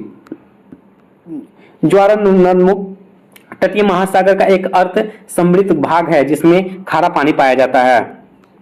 कुछ अपशिष्ट नदियों अथवा तालाबों को प्रदूषित करते हैं और अन्य को प्रदूषित और मनुष्यों को विषीकरण करते हैं। भोजन विरोधी समझौते के उद्देश्य की पूर्ति को विभिन्न राष्ट्रों को स्वीकार किया। मॉडल विज्ञप्ति मृदा में अम्लता अथवा क्षारता के बार बढ़ जाने से उसकी उर्वरता क्या होती है, घट जाती है। एक डॉप्सन इकाई किसके ओजोन की तुल्य होती है, 1 ppb। ठीक है। अधिवास के परिवर्तन का कारण हो सकता है, उपयुक्त सभी हो सकता है। और अपशिष्ट के आयतन में कमी निम्नलिखित में से किस तरीके से की जाती है। अपशिष्ट में आपका उपयुक्त सभी हो जाएगा, इस तरह से ऑप्शन है। आईपीसी की 5वीं आकलन रिपोर्ट कब पूरा किया गया था, 9 नवंबर 2014 को पूरा किया गया था। और पराबैंगनी विकिरण से मनुष्यों की कौन सी बीमारी हो सकती है, सफेद मोतिया और त्वचा का कैंसर दोनों हो सकती है पराबैंगनी विकिरण से। और किस वर्ष पर्यावरण विभाग की स्थापना की गई थी, 1980 में की गई थी। सबसे गंभीर भूकंपीय क्षेत्र जिसे बहुत उच्च क्षति जोखिम क्षेत्र कहा जाता है, जोन 5 को कहते हैं। मैंने चैप्टर वाइज में आपको जो बताया था ना, जोन 1 2 3 4 5 तक, तो वही है क्वेश्चन। चिल्का झील में कौन सी मछली पाई जाती है, डॉल्फिन पाई जाती है। ध्वनि प्रदूषण को मापने की इकाई है डेसिबल। और उद्योगों में उत्पादित होने वाला कुल ठोस का कितना प्रतिशत अपशिष्ट संकटदायी अपशिष्ट की श्रेणी में आता है, 15। और कृत्रिम विनिषेचन उपयोग होता है हाथी में, आपको चैप्टर वाइज में भी इसको मैंने बताया है। पर्यावरण घटक को संदूषित करने वाला साधन क्या कहलाता है, प्रदूषक कहलाता है। जलवहनी रोग कौन से हैं, उपयुक्त सभी हैं। भूमि का उपयोग उसकी देश के अनुसार किया जाता है, उपभोक्ता उपयुक्तता और क्षमता दोनों। और समुद्री जल की औसत लवणता होती है 3.5%। आहार श्रृंखला में एक कड़ी से दूसरी में प्रदूषकों की सांद्रता में होने वाली वृद्धि की परिघटना है जैव आवर्धन। और उसके बाद जलीय परितंत्र में असंलग्न जीव जो वायु तल अंतरापृष्ठ पर रहते हैं वे क्या कहलाते हैं, पटलक कहलाते हैं। खारा जल परितंत्र में सम्मिलित हैं आपका ज्वार नदमुख। निम्न में से कौन सा वन अवरोपण का कारण नहीं है, जनसंख्या विस्फोट। प्रकृति के साथ सहयोग अथवा मनुष्य और पर्यावरण के बीच परस्पर क्रिया का कथन किसका है, संभावनावाद का। निम्न में से कौन सा अपघटक जीव है, केचुआ। और बड़ा सल्फर भंडार सल्फर चक्र के डैश में निहित है, मृदा। कोसी स्तर के चौथे स्तर पर डैश पाया जाता है, बाघ। सुनामी के विरुद्ध प्राकृतिक सुरक्षा है, मैंग्रोव वन। और मानव निर्मित पर्यावरण का उदाहरण है खेत, मानव पर्यावरण का उदाहरण है खेत। और दिए गए घटक यानी पानी में सल्फेट अम्लीय वर्षण तथा जीवाश्म ईंधन किसके भाग हैं, नाइट्रोजन चक्र के। और आरएसपीएम का सामान्य स्तर है 60 माइक्रोग्राम प्रति क्यूबिक मीटर। और सतत विकास का क्या अर्थ है, भिन्न जनों के लिए भिन्न चीजें। पारिस्थितिक तंत्र में आग लगने के बाद होने वाला अनुक्रम कौन सा है, द्वितीयक अनुक्रम है। और संपोषीय का क्या अर्थ है, बनाए रखना, सहारा देना, सहन लेना। और निम्न में से कौन सा मानव द्वारा रूपांतरित पर्यावरण है, कृत्रिम झील। निम्न में से कौन सा आहार श्रृंखला के एक स्थान यानी स्तर को बताता है, पोषी स्तर। जीव मंडल यानी बायोस्फीयर में जल घटक कहलाती है जलमंडल। और निम्न में से कौन सा प्राथमिक उपभोक्ता शाकभक्षी नहीं है, आपका बिल्ली हो जाएगा। और मीठे जल का प्रतिशत कितना है, 3%। कार्बन में डैश पाई जाती है, डैश रहती है, गतिशीलता रहती है। वायुमंडल के निम्न किस परास में ओजोन परत उपस्थित होती है, लगभग 15 से 50 किलोमीटर में परास पाई जाती है। निम्न में से कौन सा और अनवीकरणीय संसाधन का अंतर्गत आता है, आपका खनिज निक्षेप आता है। और विश्व में जल का कितना प्रतिशत मीठे जल के रूप में पाया जाता है, 3% से कम। समुद्र जल का विलवणीकरण भारत में पहली बार कहाँ किया गया था, गुजरात में किया गया था। मृदा निर्माण की प्रारंभिक अवस्था में निम्न में से क्या नहीं पाया जाता है, कार्बनिक तत्व। निम्न में से कौन सा रसायन ओजोन ह्रास के लिए उत्तरदायी है, क्लोरोफ्लोरोकार्बन। उसके बाद नेक्स्ट का आपका जो है शब्द एनवायरमेंटल किस शब्द से लिया गया है, किस भाषा से लिया गया है, फ्रांसीसी। एनवायर शब्द का क्या अर्थ है, इर्द गिर्द, आसपास। ठीक है। पर्यावरण में मौजूद प्रकाश एक घटक है, जैविक और अजैविक दोनों। परजीवी एक घटक है, जैविक। ठीक है। और निश्चयवाद की इस परिसंकल्पना किसने दिया था, फ्रेडरिक रेजल, जो कि फर्स्ट चैप्टर की फर्स्ट क्वेश्चन यही दिया था मैंने, है ना। और संभावनावाद की परिकल्पना सर्वप्रथम किसने दिया था, ये लियोसियल फेवरे। और पर्यावरण पर सन 1992 में किस शहर में संयुक्त राष्ट्र एक सम्मेलन आयोजित किया गया था, ब्राजील में। किसको, प्रथम पृथ्वी सम्मेलन रियो डी जेनेरियो में किया गया था, है ना। सतत विकास का लक्ष्य कितने वर्षों का है, 2016 से 2030 तक। और कहा जाता है रियो डी जेनेरियो किस शहर का देश है, किस देश में है, ब्राजील। और निश्चयवाद की परिकल्पना को किसने विस्तारित किया था? विस्तारित भैया पूछा जा रहा है, हंटिंगटन, है ना। दोनों क्वेश्चन अलग हैं। और सतत विकास को प्राप्त कर सकते हैं ए और बी दोनों, यानी कि जनसंख्या वृद्धि को कम करके और वनों की को बचा करके। तालाब का जल कौन सा पर्यावरण है? बाह्य पर्यावरण है। उसके बाद पर्यावरण में मौजूद सूक्ष्मदर्शी जीवों को क्या कहा जाता है? प्लवक कहा जाता है। भौतिक और सजीव कारक एक दूसरे के साथ क्रिया करके जिस तंत्र का निर्णय करते हैं उसे डैश कहते हैं, पारिस्थितिक तंत्र कहते हैं। पृथ्वी के जिस भाग में जीवन पाया जाता है उसे जीव मंडल कहते हैं। जैविक और अजैविक घटक मिलकर किस तंत्र का निर्माण करते हैं? पारिस्थितिक तंत्र का निर्माण करते हैं। तापमान एक घटक है, जैविक घटक। तापमान एक घटक है, जैविक घटक। शीर्ष मांसभक्षी किस स्तर में गिने जाते हैं? 5। चराई आहार श्रृंखला किससे शुरू होता है? घास से शुरू होता है चराई आहार। और कहा जाता है अमोनिया को नाइट्रेट में परिवर्तन करने के लिए कौन सा जीव कारक है? नाइट्रोसोमोनास।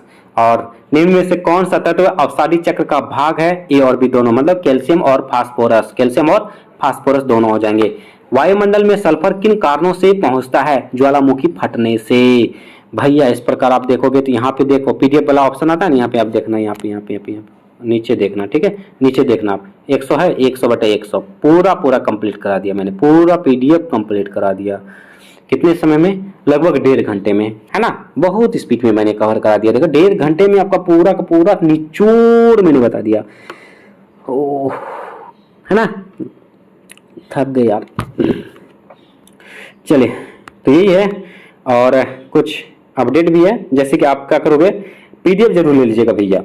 ये रहा पीडीएफ नंबर, ओके। 9241077866 पर व्हाट्सएप पर कांटेक्ट कीजिए और पीडीएफ जरूर लीजिए। रिवीजन के तौर पर आपके लिए काफी इंपॉर्टेंट होगा, तो जरूर कांटेक्ट कीजिए और जरूर लीजिए, ठीक है।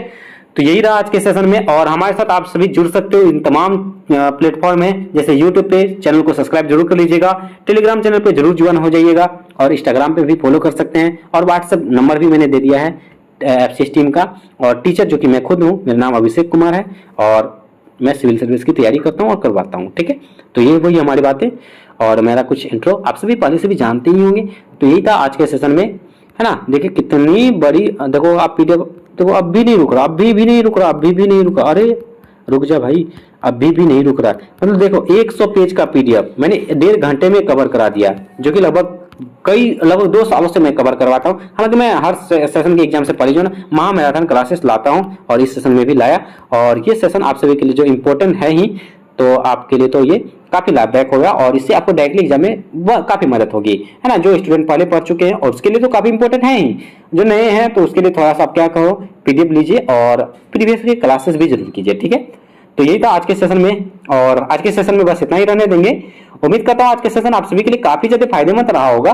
और एक निवेदन भी है, जो भी चैनल में पहली बार आए हैं और चैनल को सब्सक्राइब नहीं किया तो प्लीज चैनल को सब्सक्राइब जरूर कर लीजिए। आप सभी देख सकते हो कितना मेहनत कर रहे हैं, है ना। तो आप सभी के सपोर्ट की जरूरत है, बस सपोर्ट कीजिए, मैं बाकी सब कुछ देख लूंगा, ओके। तो चलिए हम लोग मिलेंगे नेक्स्ट सेशन में, तब तक के लिए थैंक यू, जय हिंद।